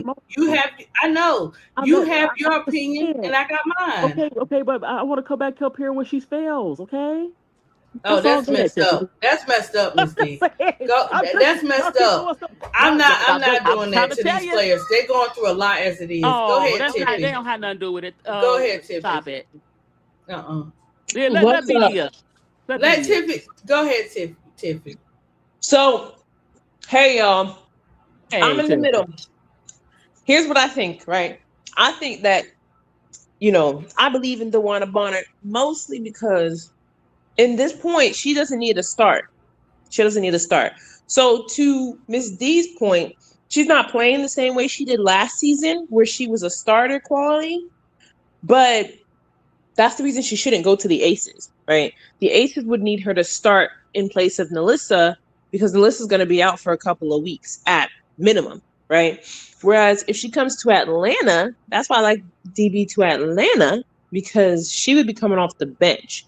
We need a significant shooter. We need a veteran presence off the bench to really settle that team down. You see Carl, I can tell you, I already know what he's going to try and do. He's going to try and do rotations, like hockey rotations, where basically the whole starting lineup is on the bench and the bench goes out and plays for a couple of minutes to give the starters rest. I don't like that, but we've seen him do it from time to time. So if you're going to try doing that in the playoffs, because again, you don't change your coaching philosophy in the last 4 or 5 games of the season, then you need a veteran to come with the bench unit and to settle them down, because they can't keep Jalen Sherrod, right? So if you have a question between keeping Jalen Sherrod or bringing in DeWanna Bonner, you bring in DeWanna Bonner, right? Not saying that they can't waive Shatori Walker-Kimbrough and bring Jalen Sherrod, but I'm just saying, like, we haven't really seen any movement, and the girls like Shatori, right? So I think that DB would be great for Atlanta because you really just need her to play about 10 minutes a night so that Ryan Howard and Alicia Gray don't burn out midway through the playoffs, because they can't keep playing 37, 38, 40. If we go to overtime, 45 minutes a night, because Carl doesn't trust any of his bench players. So that's my thought. I think that DB would be perfect for Atlanta because she's a role player. Can I say this? That would have been nice if we got last year's DeWanna. I don't know how her defense is. I don't know. Even her shot don't look the same. I don't know. Yes. That's all I'm saying. She's not old. It's just her skill. It's not that your age. It's how your skill is either evening it out or declining. And it's on the decline. But DeWanna is more skilled than an injured Bree Jones. DeWanna is more skilled than Sika Kone. She can't do a damn thing, respectfully. Like I said, it's like it was a steep decline from last year. And I don't know about her defense. I just don't know. Yeah, but also I like DeWanna, but I don't know. Look at Carl's system, right? He loves to play 5 out. I understand that, but no. But I could be wrong. I want to be wrong, but I doubt it if I'm wrong. I think so. Who do you think she's going to? You think she's going to the Lynx? I don't want her to go nowhere. She just got to sit down. Nah. She still got juice in the tank. DeWanna Bonner, like, if you've been watching the Phoenix game, so she's dropped a couple of 20 pieces to give Phoenix the win this season. No, I trust her. If this is her last time, go ahead, trust her. I want to. It ain't gonna happen. But go ahead. If y'all think that, y'all go ahead. I want to be wrong. Prove me wrong. Don't prove me. Not prove me wrong, but I want to be wrong. Sit it down, baby girl. And y'all laughing now? Bree, not for the week. Michael, who else? But you laugh now. No, she can't come off the bench either. Now she could be a vocal voice, but a physical presence, no. Nah, I trust her more than Pow Pow. Sorry. Pow Pow don't know if she want to pass the ball, dribble the ball, or shoot. But what they asked it for, and they need more what she can offer right now. It is not. Yeah, but Pow Pow can't guard a cone. Borlay's still learning English. Can't guard a cone like she used to either. But they play.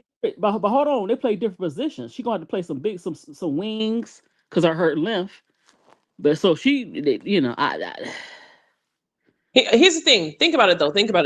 When you have a defense of Ryan Howard, when you got to get Jordan Canada's a little behind off the floor, it has always been dumb that Carl put back in a little, a more small, tiny point guard on the perimeter. The best perimeter defense we've seen has been with length, right? So whenever you want to go big, especially those late game situations, you put in a 6'4" DeWanna Bonner. All you got to do is keep your hands out wide and stay a little bit in front of them. No. I understand what you're saying, but no. They gonna take her off the dribble and. Because then you got the DPOY behind you. You got Angel Reese back there. Understand it, but that's it. But they could try it. Go ahead, try it. I'm not excited about it for the Dream Girls, but y'all want it. Y'all get what y'all want. I don't see. I want it because Sika Kone is a net negative. I know Shatoria Walker Kimbrough barely can shoot. But that's the show I want. I need it. I don't just want it. I need it. Oh, okay, y'all gonna find out. ADP. I'm listening. Are you gonna leave BD in the back? Now he said I didn't say because she old. I said because about it. Oh, don't do that, ADP. I'm saying that because because if BD, you know, I'm no not male ego. If you do it, that male ego stuff. Yeah, kind of calm down. But that's just. But ADP, I got something to make you laugh. But you'll see. But bring them up, ADP. I'm serious. I don't because these women are going through enough. Like I know that, but they don't have ADP. And I'm not gonna ADP. ADP. That has nothing to do with. No, ma'am. I'm not trying to beat them down. But That's what I got. That's what I got. I'm trying to deal. Look, the lawyer up here. You see how she came I know up that, here? but no, listen. Hold on. I understand. No, that's not just because they look. But you have to deal with reality. I'm not trying to be. No, that is dealing with reality. I'm not gonna do that. That's your opinion. I'm not gonna tear that woman down like that and tell her what she can and cannot do. I'm not doing that. Okay. I'm not doing that. But that's your opinion, Misty. When she come back and okay. What she need to do, I want to be back up here. Got that? That's sad. That's sad that you wait for her downfall. You want to come back up. ADP. I'm just going by what you said. Don't kill the messenger. Downfall. You don't want to hear the TR. Okay, BD, you can come out here, but no, I don't want to hear no bashing. No women bashing. None. That's not bashing. I don't say she's old, but she is old. Okay, can I just say this real quick? I'll be real quick. Look, I didn't come up here to debate anybody or to be egomaniac or anything like that. I'm just dealing with the reality. The woman is 39 years old and she is not the same player that she was. She's just not. First of all, you don't have to come up here being aggressive with it. You can I'm not being aggressive. I'm not being aggressive. You weren't being aggressive. Hold on, Miss Hold on. For basketball, she old. I'm just saying your tone. Okay, I'm gonna need you to breathe in and breathe out. Okay. Now okay. I'm sorry. I didn't know I was being aggressive. I'm just saying. Again, she's 39. I've been watching Phoenix games. She's definitely not the same player that she was last year. She has lost a couple of steps, not just a step.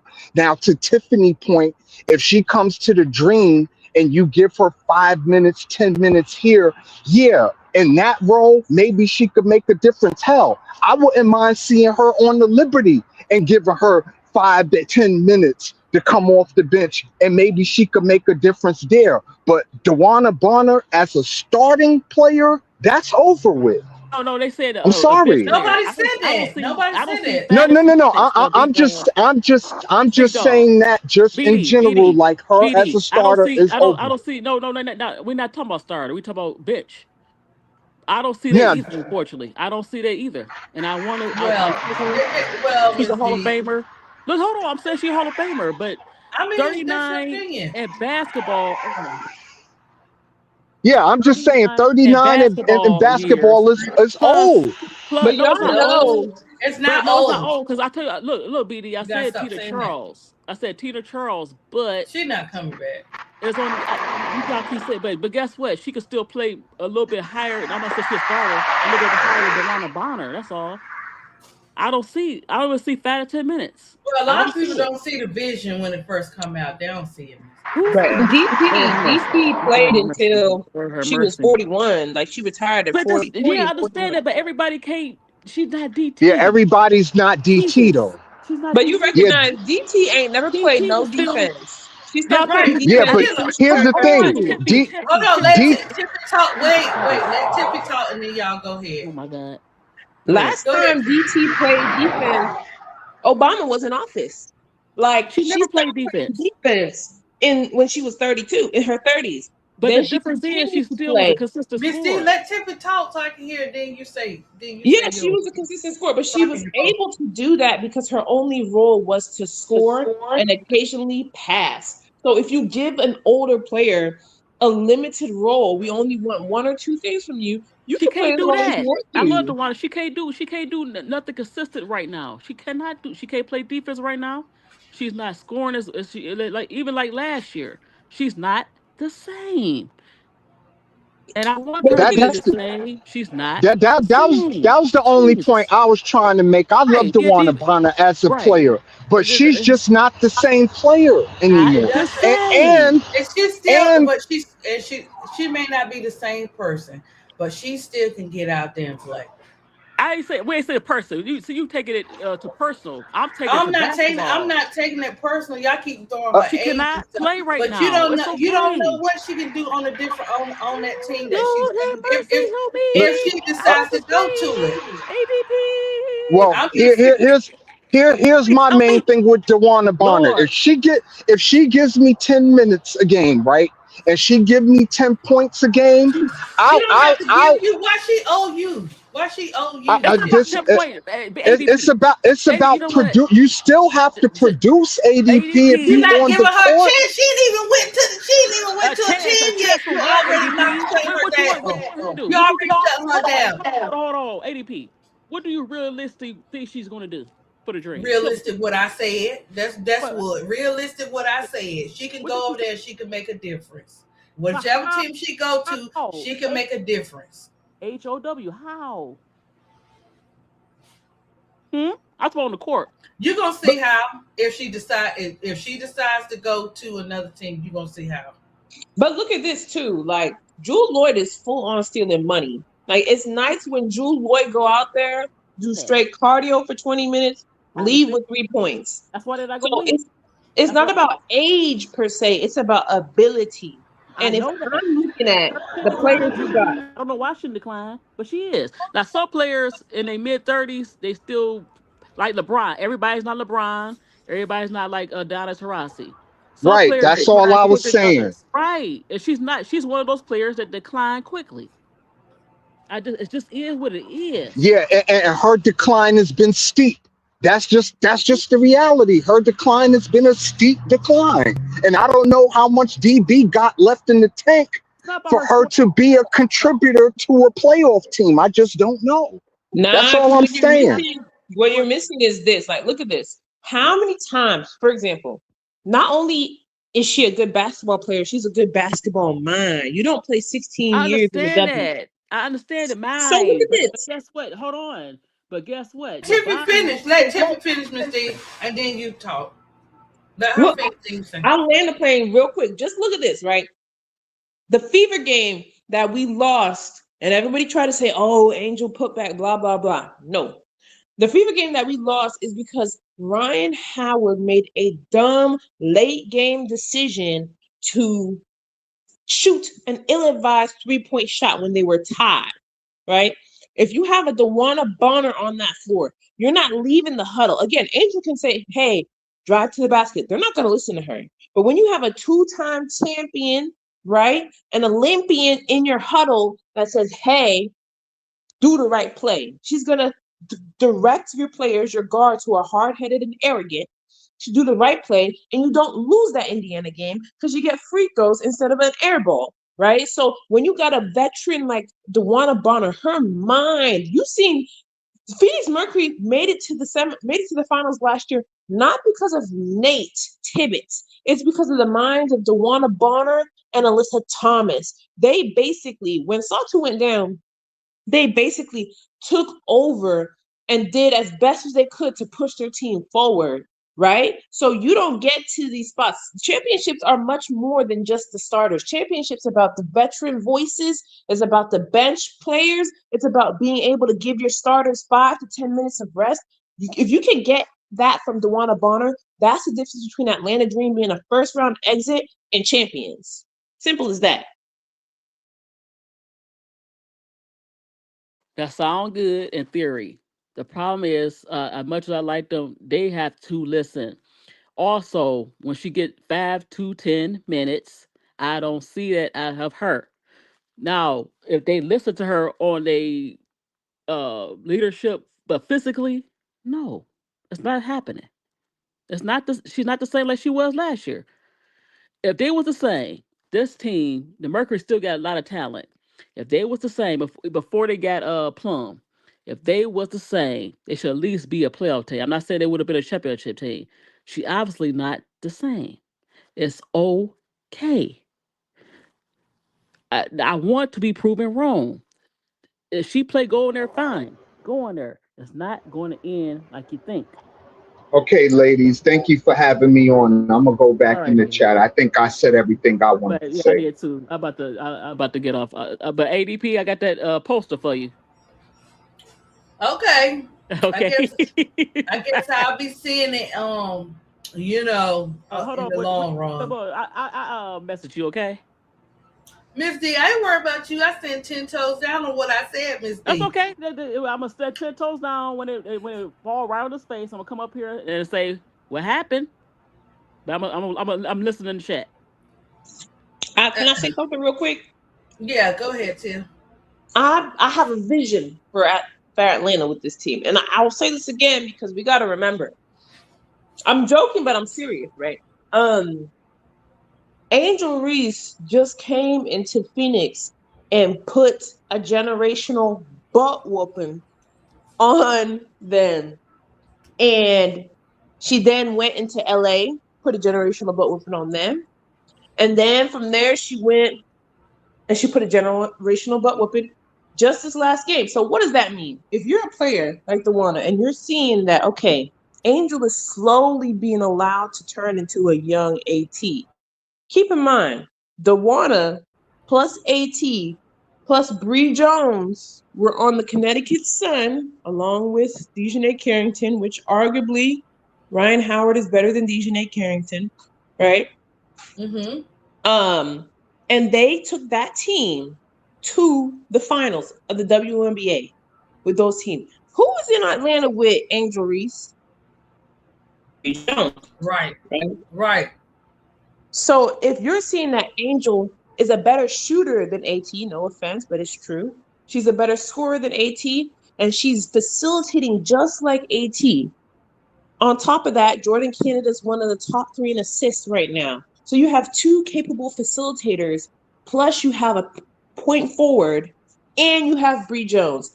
If you have made it to the championship, you haven't won yet, but you've made it to the finals before with those archetypes of players, why would you not come and join Atlanta? You know how to win with those kind of players, right? She Right. knows how to win with an AT type player. No offense, Phoenix doesn't have the pieces that they need. But if you're going to go and recreate the Connecticut Sun, that's the reason she went, right, to Indiana in the first place. Because Stephanie White was there. She trusted her from the Connecticut Sun. She knew the system. Yep. Same exact thing, except now you have the type of players and perhaps a system that's going to fit you better.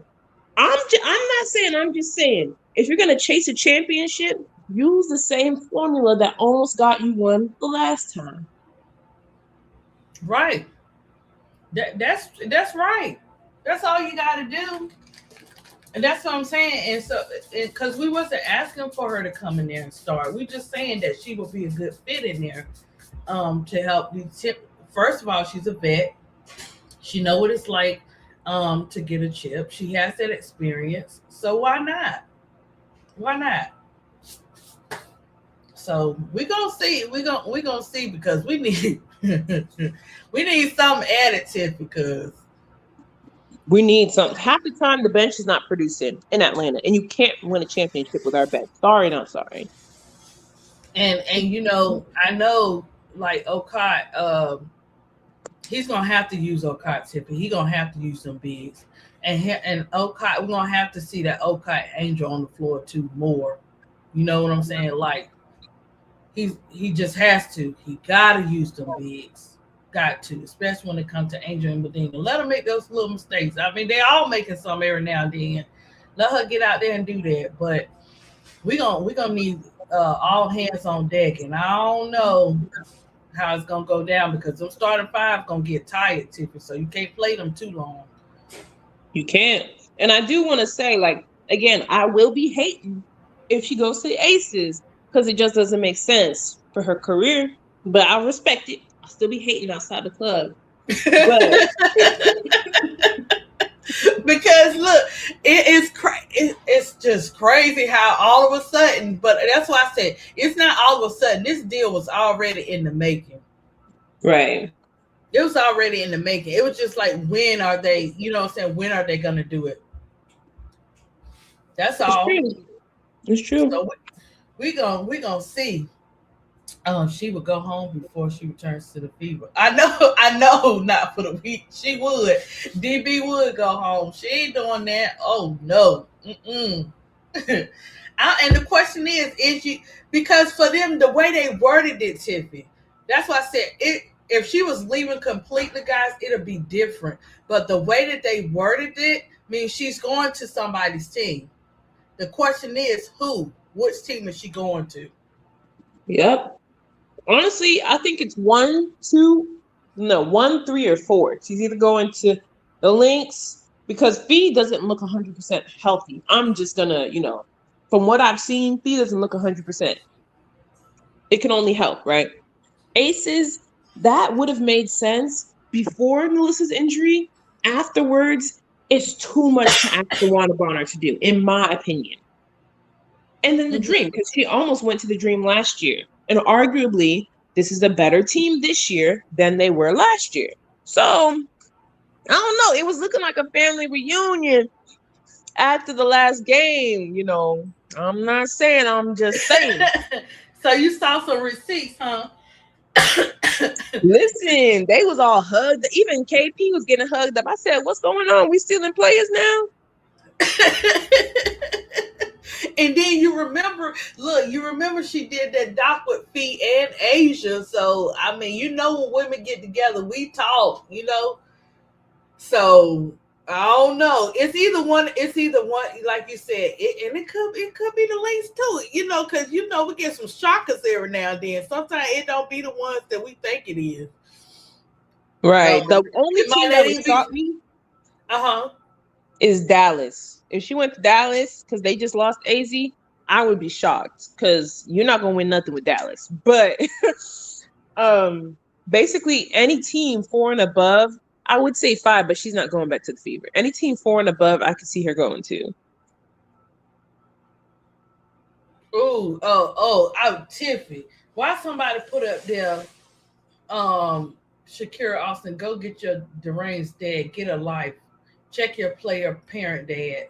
That's what it's only when you open up those can of worms, guys. I keep telling you, it's gonna be like this all day long. Okay, I'm gonna play with what Bars and Takes had to say today. She done dropped something about DB, Tiffany. Let's see what she said. I'm gonna pull that up right quick, and then we'll get up out of here. Let me go to StreamYard. Y'all shouldn't want her in ATL. That's what T. Carmelo said. Tiffy, I hope you're right about DB. I will be back if it don't work. Oh gosh. Tiffy,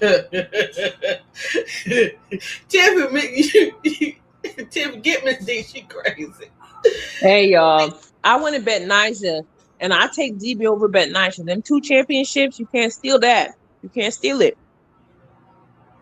Cause something tells me, Tiffy, even though it don't look pretty, something tells me the dream gonna shock some people. But when I say that, people be like I'm crazy or something.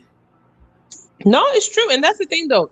The Dream is the only team. I guess the Lynx too, but the Dream is the only team that doesn't need Dawana. So if she comes, they could keep her on the bench and play her every so often. Or they could play her 10, 15 minutes. Like, it really just depends on the night. But with this break that's coming up, I'm sorry, I believe in Dawana. I've been waiting to root for her. And I'm not saying, I'm just saying, remember earlier on in the season, Dawana was giving Angel and Satu their flowers. She sure was. And Paige too. Yeah, and in the summertime too, Tiffy. Angel was like liking her cooking show, just different stuff. So I was you just never know what's going on. Tiffy, who do you let go in Atlanta to sign DB? Everybody. Who's not on the everybody. Anybody who's not the starting five, Bree, Olcott, or Borlaise. Anybody else can go. Kone, goodbye. It's just to finish out the season. Tiffy what? Tiffy want everybody. You want the whole bitch now, Tiffy? Yeah, well, Miss D, she's hardcore. She hardcore, Miss D. Tiffy, you can't ask Tiffy nothing about the Dream when she tried to win the championship. You can't ask her right there. Listen. She like, you get a fine. Listen, because at this point, like, if I am the GM or whoever, I'm looking at this team and I'm like, all right, cool. We'll make it out the first round, maybe, right? After that, I don't think so. But if you look at the weak spots, Shatori, she's a wonderful lady, great girl. She can go, right? I think you keep Pow when you use her as a trading piece, but you got to decide, like, Kone, do you want to keep her as a big body, or do you want to get rid of her and then keep Shatori and try and use that like slim and tall thing going on? I don't know. Sometimes you just need some bodies to throw out there. So personally, I give it a Shatori and I bring in DB. But these friendships, these relationships, that's something that complicates everything right now. Oh yeah, it does. That's what any other what, baby? Okay, that's what any other. Okay, we'll charge it. Okay, charge it up. You want to use mine? Well, try this one, Momo. You know how it is. But yeah, we go. Yes, baby. Here, try this one. Come get it. We're gonna see Tiffy. So, guys, we're going to get ready to play Bars and Takes and see what she got to say, guys. If you're not following Bars and Takes, I suggest you do, because you're going to get a laugh out of Bars and Takes. Tiff, you follow Bars and Takes? I do, but I'm looking at her one eye open. Oh, she going to talk because she said something about our baby goat. When she missed that layup. She came back with the Barbie doll. I don't want to hear no Barbie doll. I want to hear an apology. But she did. She did, Tiffy. She brought the Barbie doll up, right? Because she knows she was in her feelings. So she brought the Barbie doll back. And she had Angel talking junk to her. And she was like, Angel was telling her, don't do that ish again or something. It was hilarious, Tiffy. Like, yeah. So she did a follow-up. She did do a follow-up. But but you know how I'm saying? I just be looking a little, one eye open. I do generally like her content, but my thing is like, if you're a fan or whatever, there's a difference between criticism. There's a time and place for criticism. And that's why I agree with you. The nurturing corner, right? Angel was going to bounce back regardless, right? You don't got to pile on in that moment. Talk about. Right. Oh my gosh. That's my only thing. So yeah, I'd be watching with one eye these days. I know. I ain't gonna say. Okay, baby. I ain't gonna say what. Okay, bring it here. I'll do it. Bring it here. I'll fix it. Yeah. So use your inside voice, Kason, and bring me the phone and the charger, and I'll charge it up for you. And you don't want me to help you, that's okay too. I'm getting ready to play this part, Tiffany. You let me know what you think. But guys, if you're not following her, you should follow her, and then you just look at her with one eye open, okay? Like Tiffany say, because yeah, it was a time and a place for that one for everybody. What, baby? Give it here. Bring my phone so I can charge it. Go, yeah, bring it here. This is your pen. Pen. Your leapfrog pen. Yeah, you gotta plug it up. Charger. Yeah. Pen, charger. Yeah, but I'm gonna put batteries in it, okay? All right, I'm gonna play this, and guys, and then we're gonna get out of here. Tiffany, what you gotta tell me what before you get off of here. I want to know what the plan is for tonight. For the dream. Let me play bars it takes right quick. And Phoenix Mercury. It was announced today that Dewana Bonner and Phoenix Mercury parted ways in a buyout to give Dewana a chance to chase a title in what they're calling her final season.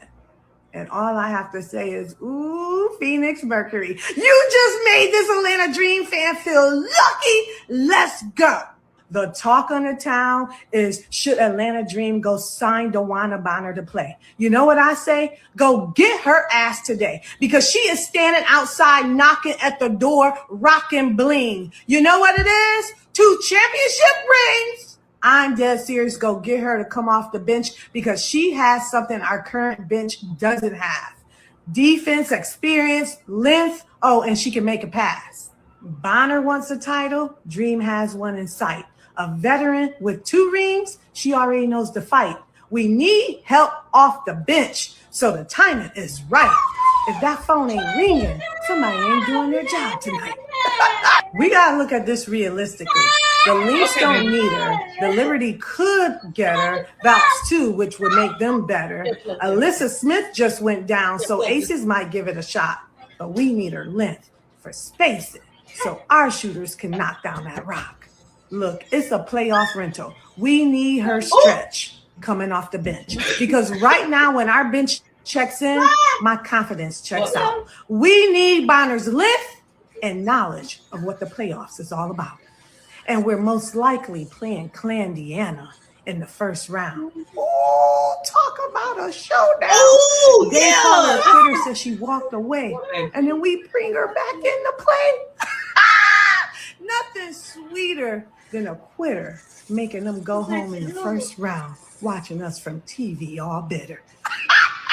So I choose to go get Dewana Bonner, because that's 2 rings on the resume, postseason in the veins. Length coming off the bench could change a few games. We're not asking her to play 30 minutes, not to carry the weight. Just give us 10 good minutes when the game is at stake. So if I was the Atlanta Dream owner, I'd call up and say, Dewana, Atlanta's got a dream. Come play with me. Leave your comments below. It was announced today. Okay. Oh, you gotta turn Moo, you gotta turn this down. Here, you go. Just wait till I get out. Oh, it's at 1. You're gonna have to do your tablet. Okay, hold on. Alfred, go get on your tablet, and then mommy will give it to you in just a second. Okay. Tiffany, what you think?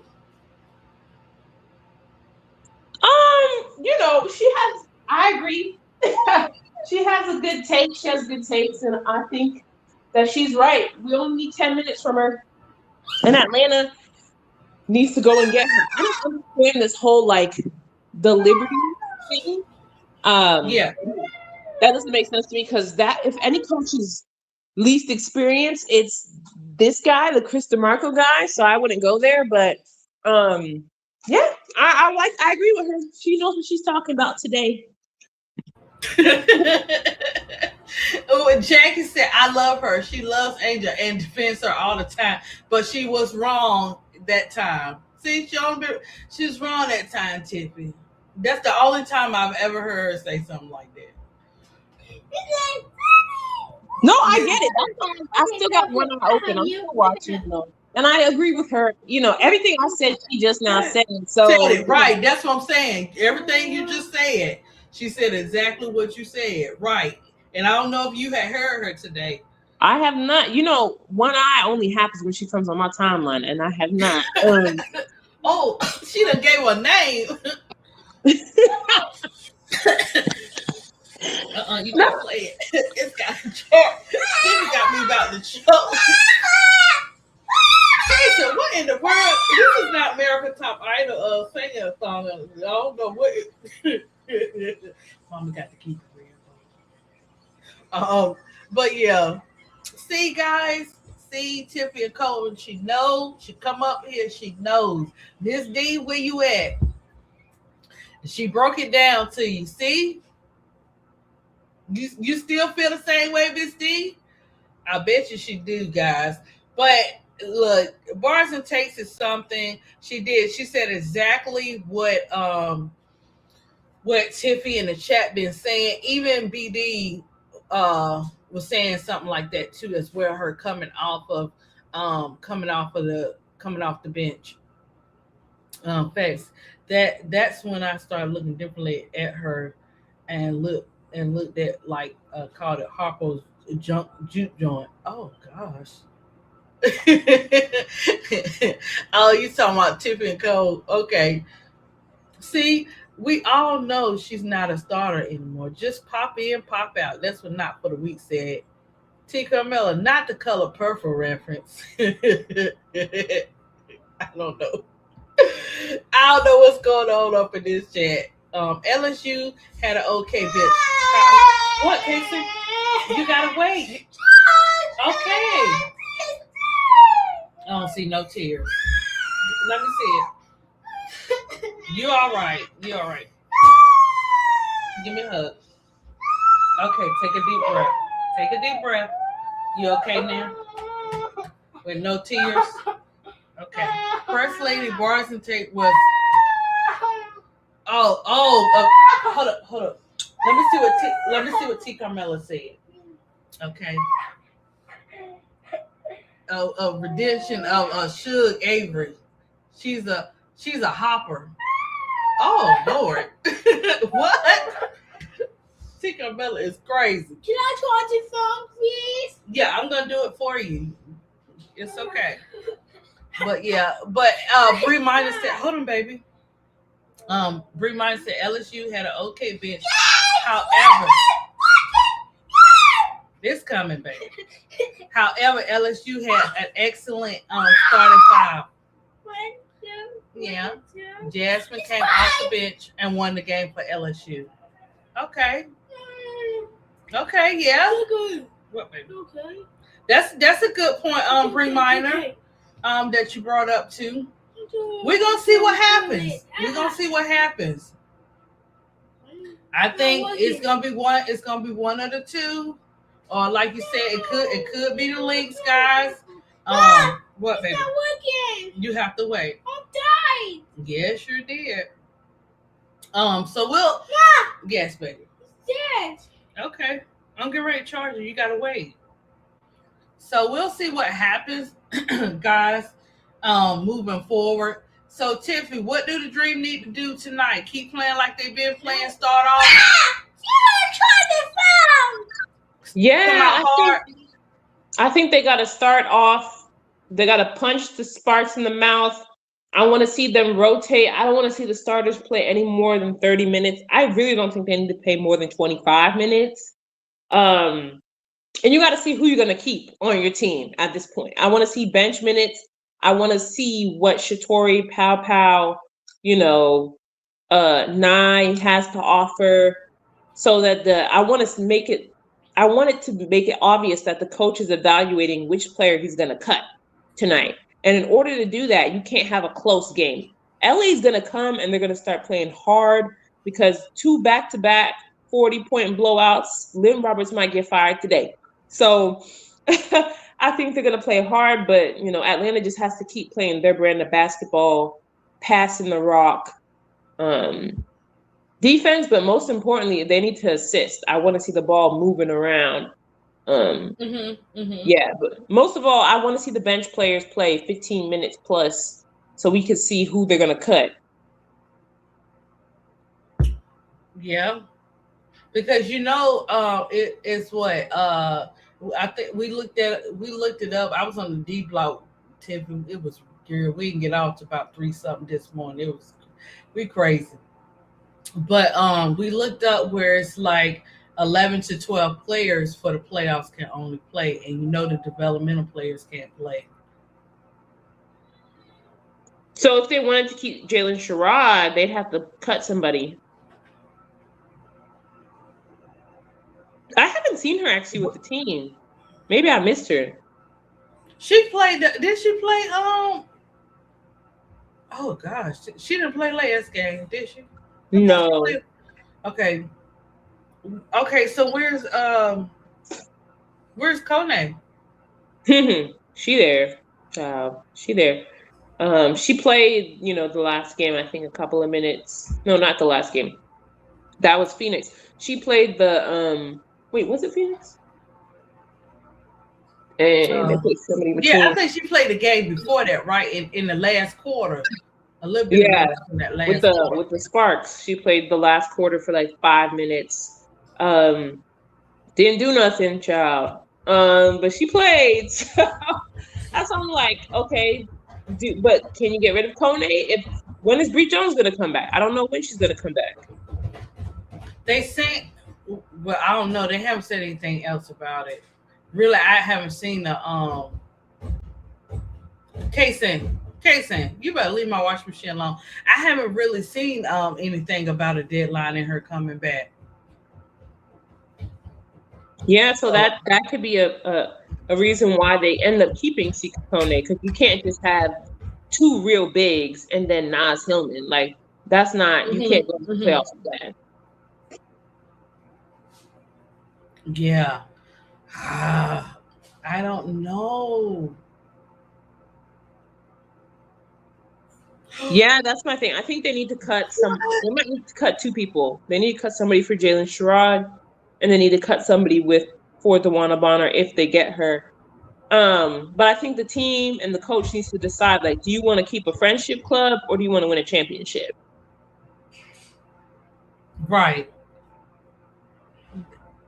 That's what they're gonna have to decide. Oh my gosh, guys, Tiffy, why they see y'all know ADP got to leave y'all with something? Why they post when Fee got that injury? It's posted on Threads. It's like it's like a few nights after the injury in Phoenix. Collier locked herself in the bathroom from Minnesota apartment, propped up at the sink. Her left foot in a boot on a scooter and her right foot unable to support her. She was defeated, sad, and angry. Tears rolled down her cheeks as the weight of the previous 2 months crushed her heart, and she cried for 20 minutes. I know it's more to it. Let me see. I'm sorry, Tiffany. I'll be looking at. I was like, what in the world is going on? I was like, what happened? But now I read it. I read it too. Let me see. And that's something else too. Like, if DeWanna goes to Lynx, I get it's basketball, it's a job, but AT is her wife, and she's the reason she was injured. Now you're gonna join her team and get them a championship? Like, how's that gonna work? How's that? No, they're not saying. I don't think she's going down. I don't think she's gonna go there.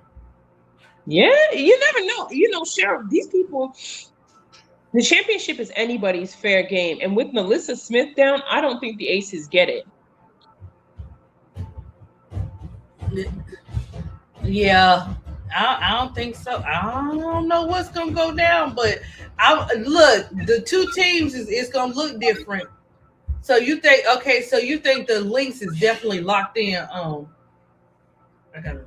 It's not doing the move. You think the Lynx is locked in, right?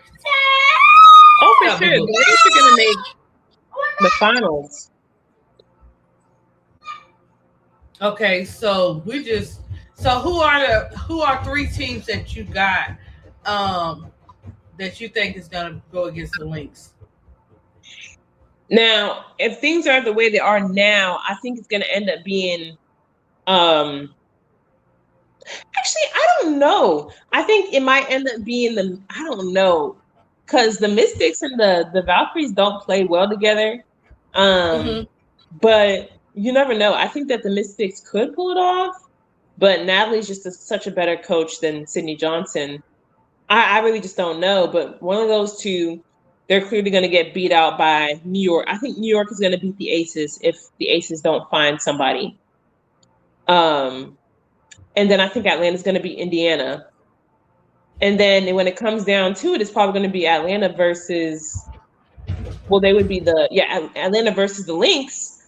And I think that we don't beat the Lynx unless we get somebody on our bench to help, shore up the bench.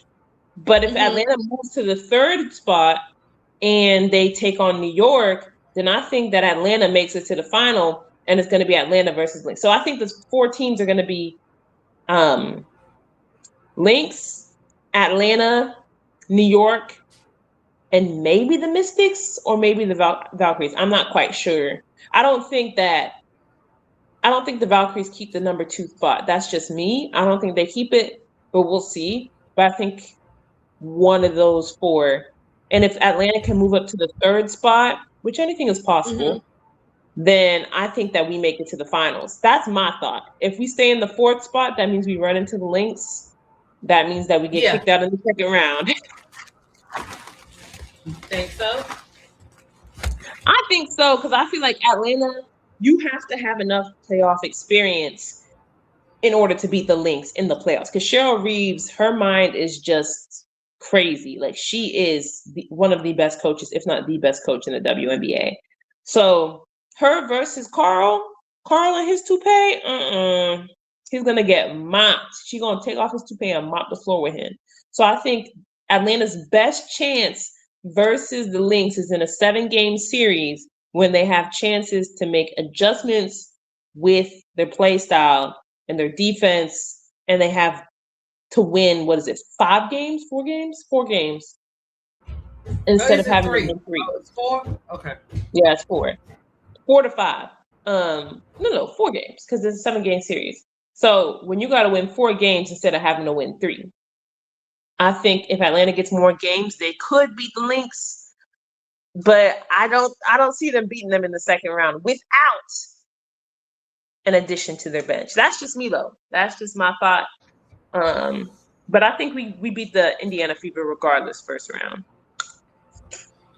Ooh, it's getting ready to be crazy. It's getting ready to be real crazy, guys. Because, okay, the Dream play tonight. Is the Dream the only team playing tonight? Because did everybody clinch? Who we waiting on to clinch a spot? Dallas, the last one that hasn't clinched.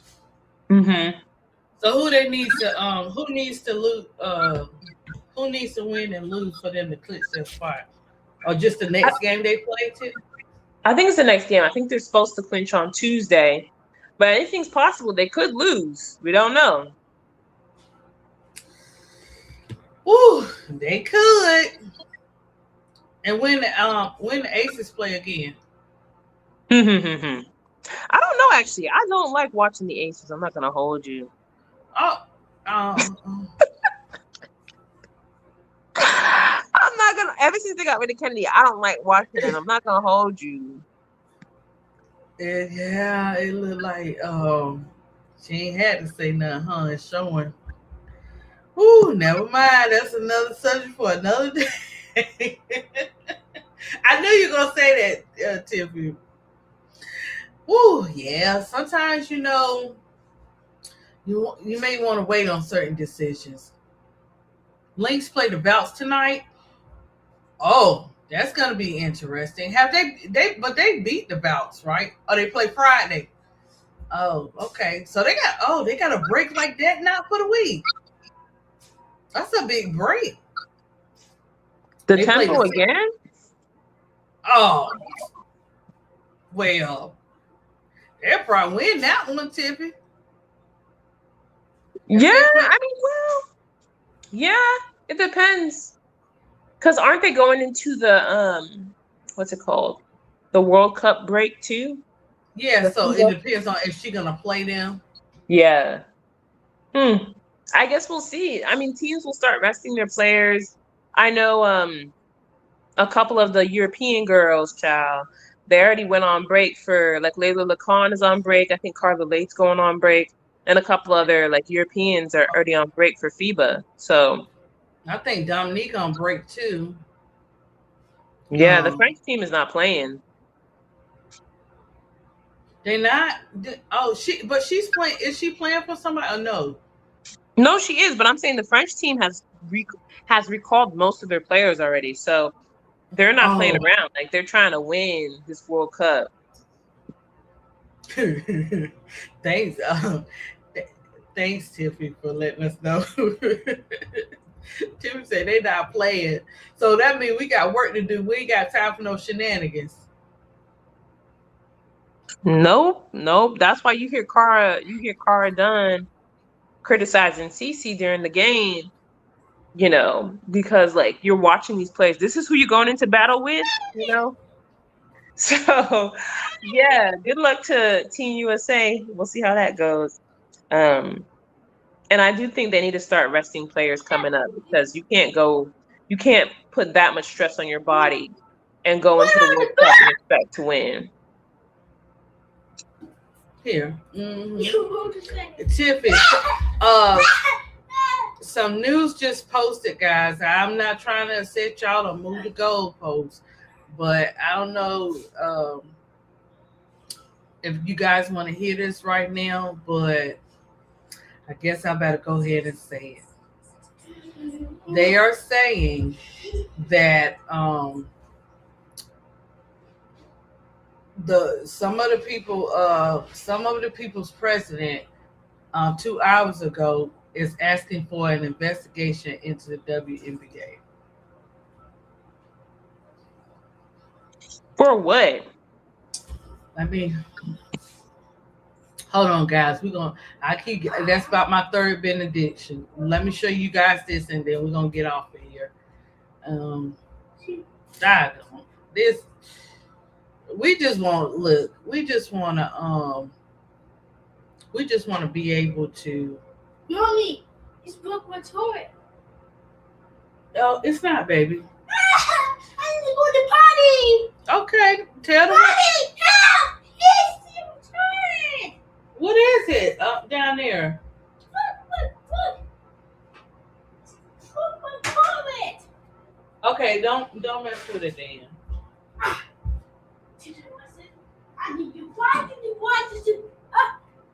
You gotta put the phone down if you're gonna do it. Put the phone right here. Okay. Do it twice. You know how? Mommy, help! You want me to do it? Okay. Let me pull this up right quick. There you go, guys. And don't say he doesn't say why, Tiffy. But yeah, Kathy Engelbert needs to be fired, man. I'm tired of her. You know, people, you know what their comments gonna be. This is crazy. You know what somebody said? They said that this whole like transvestigation, whatever, in the WNBA is because they're trying to attack Title IX and they're trying to remove it. dismantle it. Yeah, yeah, that's what. Yeah, you're right, Tiff. That's what they've been saying too. And I'm like, dang, anyway, no, let me say all because, Sophie Cunningham decided that she wanted to come to the Indiana Fever. And Caitlin Clark, she can't resist the blonde. So she brought that blonde girl to her team. She should have been off of the team this year. But instead, they let her stay and they let her bring this crap into the WNBA and it might end up dismantling it, to be honest. And I just feel like the Indiana Fever is at fault. If I'm blaming a team, if I'm blaming a person, it's the Indiana Fever, because y'all knew what Sophie was. Sophie did not come to the Indiana Fever for basketball reasons. She came to become famous. And quite frankly, a player who was getting down and, getting jiggy with an owner of a team in order to increase her contract should not be on a WNBA team. They should investigate that, So I just feel like Kathy, they've been, and Adam Silver, they've been protecting these, these women of the Caucasian persuasion a little too much in the league, and we're seeing it actively happen, and they got to take the players got to take the league back. Honestly, like, it doesn't matter what WNBA leadership thinks. Like, the players got to take it back, just like they did in 2020 when they forced, Atlanta's owner, who was a racist, to sell the team. Like, they got to take it back. Yeah, because now we just saw it. Everybody done seen it, so you already know they done had enough. So here we go. We may get through the playoffs and the championship game, and then after that, that's when all the noise is gonna come, and people gonna start coming out and fighting. Nope, this new generation, and even the old generation mixed together. You see how they stick together with that CBA. So they're probably gonna stick together on this one too, Tiffy. Because sometimes people don't think that they only think it's gonna mess with a selected kind of people. But when they see it actually affecting overall, then that's when they want to mess around and find out. I don't think they thought it was going to go this deep. So guess what? You don't want to have a league at all that you want to play in, and they got you on the pedestal.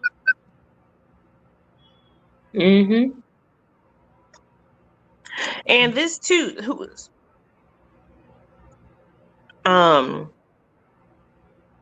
yeah, that's what they were saying, Reminder. They said that too. They've been saying that.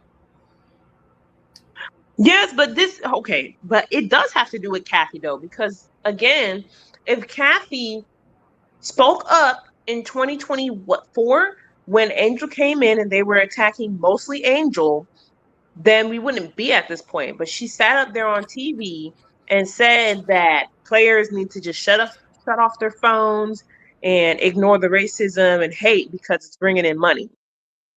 Huh? Like, that lady should have been gone right there, because the NBA, tell me how the NBA does more to protect their Black players who are men than they do to protect women. Like, if you talk crazy about NBA players, they will ban you, and they figure out that you bought a ticket to the game, they will ban you for life from that arena. There's no reason that that clown who came to the Chicago game should have even been allowed into the Chicago game, considering the threats that he made against active players in the WNBA. Like I said, it comes down to Kathy, because Adam Silver has a system put in place that protects the men, but Kathy doesn't have a system to protect the women. Because like that incident that happened yesterday, they knew that guy was coming to the game, and they still let him go in there. Right. And you don't know what he would have did. You don't know. They don't know. He could have snapped. Anything could have happened. And he was that close on the floor with the players. So my thing was the protection of the players. Right. Because the teams know the teams know exactly who has courtside seats. They know when celebrities buy tickets and all that stuff. Internet personalities, whatever, So it's like Chicago. In fact, Chicago Sky should be dismantled. I know it's Sky fans and whatnot, but they need to sell the team because you knew this guy was coming into your arena and you didn't take any safety precautions to keep that man away from your players. Like, okay, put him in the level 200s. Why are you putting that man on courtside seats, like floor seats? Are you cool? Right. Right. Yep. That's what I was saying too. And the people, because you saw the people outside the building was talking junk about him to him, and he had security letting them go in there. You let him go in there, and then they were talking to him like he was like I couldn't hear what they were saying, but I'm saying the way that they did it, like, oh, he's a little toddler, we're gonna keep talking to him. No, get him out the building.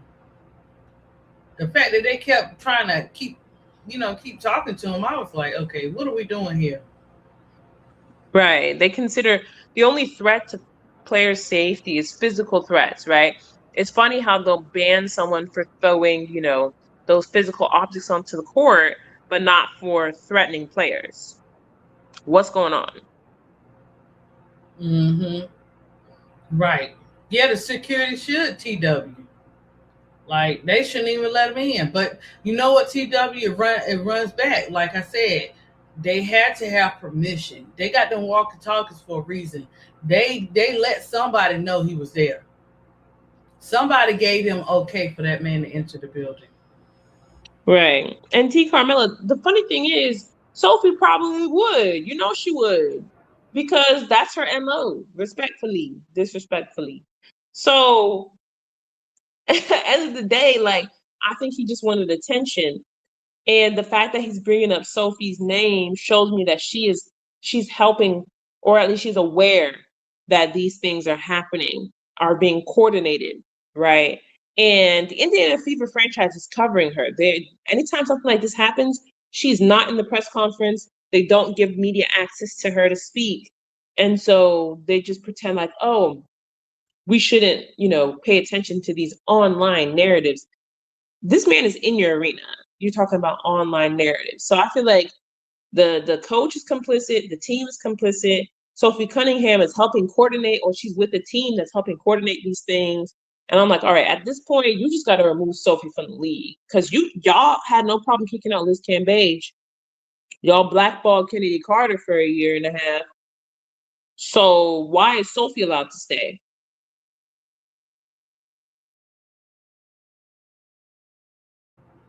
Right, Tiffany. You're right. Oh, look. We listen. They not look. We're gonna roll. We're gonna continue to watch our playoff games. We're gonna continue to root for our teams and look for the days of the WNBA constantly dropping information and crazy work going on with our players and stuff like that. We'll continue to watch it. Sometimes sometimes we gotta show people the things we don't want to see. We already knew the government and all that was dipping into the W, right? But don't get it twisted. When you think you're bigger than the program, that's when you mess around and find out. And it don't matter what position you carry. So I'm just gonna continue to believe in the players, continue to motivate them, whatever I need to do on my end, because this is crazy. This stuff is just too crazy for me. Indiana is a red state. She can't discuss politics nor relationships or work. It's a law. Oh, okay. Yeah, Indiana. Oh, okay. Okay, TW. Well, I guess it the rules apply only to some and not everybody, huh? Because we seeing it over and over again. That's why I'm like, do we have to play them, Tiffany? Look, I know that's what they want to see. I know that's what they got set up to see. But it's like, do Dream really have to? What would be the only reason Tiffany Dream wouldn't face they wouldn't face the temperature team? Honestly, honestly, and I'll keep my eye on it. Honestly, I think that the W is going to do everything they can to either get the Dream to the third spot or get the Fever to the third spot because they don't want them. They know that if the Fever play Atlanta, they're going to get bounced. So I think that they're going to do everything they can to make sure that they don't see each other in the first round and that maybe they're a semifinal matchup. But I don't know. That's the only thing that would happen. Like if the Dream moves up to the third spot, then it would be Aces versus Fever. And Fever's been beating the Aces behind lately. So, I think the only team that's guaranteed to beat the Fever is the Lynx and the Dream, and they don't want them to see them in the first round. Yeah. Okay. It's gonna be interesting then. Whew, okay. Well, Tiffany, Tony, guys, she comes on at 6:00, guys. I'm gonna get ready to get up out of here. I hope you guys learned about Taylor Rooks. For those of you that didn't know, she's not just about the WNBA, covering the coverage and doing the interview. She is all around through the NBA, the NFL. Like she has worked hard for her position, and she will continue to do great things. She got a great I guess you could say like she's very trustworthy when it comes to information. You're welcome, Tiffy. Great information, and she knows how to hold it. So we gonna keep our eye on Taylor Rooks because we know she coming with the real stuff, the real truth, right? And that's what you want. And we got to keep uplifting each other. Guys, the shenanigans with Shakira's dad and everything that's going on, those can of worms are open. So you're going to see all of that back and forth all day. And remember, you don't have to put somebody down to uplift somebody else. You don't have to do that. So hopefully they'll nip it in the bud, but they going ham. They still going ham now on Threads, I know. Also, DB, wherever you decide to go, I know you're going to do great, whether you go to the Aces or whether you go to the Dream. And Ms. D going to be up here with the balloons and everything celebrating. Yeah, and Tiffy went over how she felt about what the Dream need to do and stuff like that. So we're going to see. We're going to see what happens. Ain't no telling AL 504. Ain't no telling. Right, that's what I'm saying. That's why I asked AL 504. That's why I asked Tiffy, do we have to, you know what I'm saying? Would we have to play them? Hey, ADP, Stephanie White has a secret weapon, and Michelle, she can dunk. Kish, we ain't worried about the listen. We got a secret weapon too. Don't make me crash out, Kish. Don't make me crash out. Hey, Belinda. Miss Z says she got to sit down, so that's what it is. That's what it is. Oh, what? No, no. She weird. That ain't what it's gonna be now. And she going somewhere. The question is, which one she going to? And listen, I'll be having good feelings about certain people making certain moves. So, oh, you just kidding? She know Steven S. No, she's not, Brie Minor. She's not. Because you know that Angel release that announcement was huge. Get it right there, babe. It's huge. ADP, do you think the Dream could use Bonner? Yeah, that's what we were talking about earlier. I think so, and let me tell you, Threads is lighting it up, Belinda. That's what they seeing. So I don't know. They sure talking about that. Her going what, boo? They sure talking about her going there, and you know what? You know how the internet do, Belinda. They be on to something. Don't call it. Did I call the Mercy number? Okay. charging. It's dead. She got It's a dead. what? Wait, hold on, baby. It's dead. What you mean? She got a It's dead. Huh? It's dead. Yeah, I'm charging it, baby. I gotta plug it up. Charge your phone. Yeah, that's what I'm doing. Angel has a tech. I think they.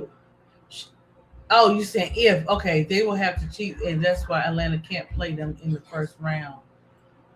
Oh, Tiffy telling AF5 before that. Okay, yeah, yeah, Belinda, we had talked about that earlier, but yeah, I mean they, everybody was saying that she, should come off the bench and she can do some things because she's a vet, and she got, she's been part of championship. So I know AL5 before they have yet to do it, and we done seen all this evidence from, other players and stuff, but they have yet to do that.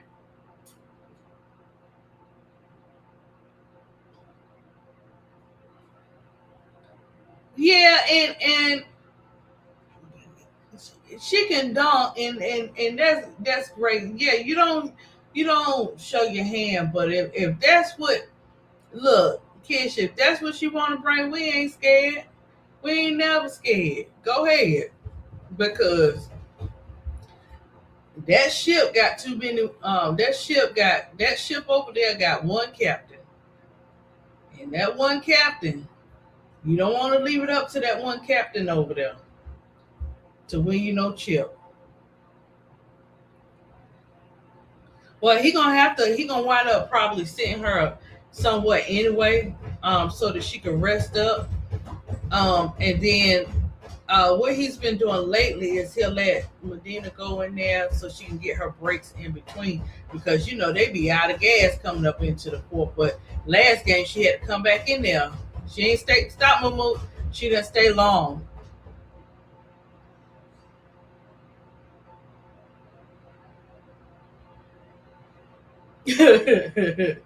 Oh, that's what she was saying.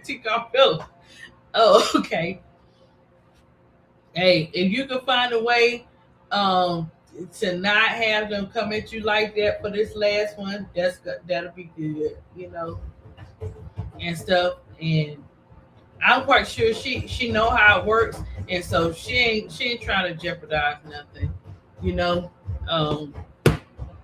as far as them move forward into the playoffs and get ready to go to the FIBA. So we will see, guys. I'm gonna get off of here. I hope that information was great to you guys, and I hope it helped you to understand Taylor Rooks and understand what's going on with DB. Guys, the other YouTubes, they're gonna break it down too. It's always good to get different opinions and approaches to different articles and titles and information. So we're gonna see what happened. Jackie said, I don't want to hear nothing negative about Carl or the Dream. Y'all stop speaking all of that negativity. You're right, Jack. I'm trying. Look, I just got Carl on the adoption list. As far as I'm gonna go. For now. And we're gonna see what happens. But yes, we have to speak life. That's what I'm saying. We gotta speak life into our teams and our players and stuff. You put negative out, you're gonna have negative come back at you. And we don't want that, right? No, life is not perfect, but you do have what you say.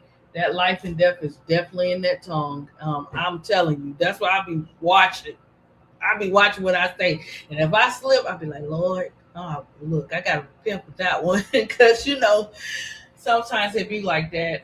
But yeah, right now, seeing what I just showed y'all at the end, we definitely need to keep our players.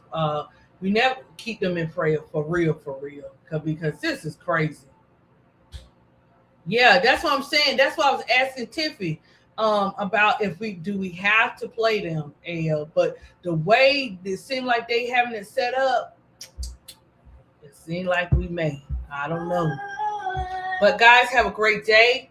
Enjoy your Monday. I'll probably be over there checking out Tony and stuff, and then I'm gonna have to make sure my headphones, my earpieces are charged up because Dream come on at 10 o'clock tonight, and I will be working from 10 to 5 a.m. And so I'm gonna have She Wiz and all them texting me and listening to the Players Club call the game. And then I'm gonna have to watch the whole game on playback for tonight's game. So guys, we're gonna get this dub, we're gonna get this win, and we're gonna move forward.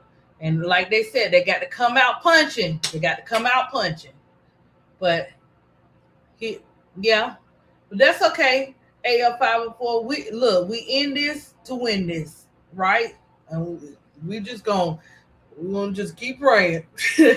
But yes, you look, you gotta be aware. It's getting crazy. So hold your horses, because look, by the evening time, maybe something else added to it. But take your breaks if you need to before this game come on. If you need to, like some days, guys, I have to take breaks from everything, because it'd be a lot when all that stuff was piling up on these players and stuff like that. I don't like that. So I have to take a little breather, and then I come back and go live, because it is, you know what I'm saying? It's just too much on these women or whatever. You know what I'm saying? I see it, baby. It's not just one player now. But thank you, not for the week. That's my sign. Okay, benediction time is over, guys. I love you guys. Stay blessed. I'll see you in the chat. In Tony's chat. And I know you guys will probably watch the Players Club tonight. And just keep me posted. Mom! Bye, Bigger. No, it's not Bigger. You can say bye, chat. Bye, chat. Bye, chat. Bye. That's my baby. Okay, guys. See you later.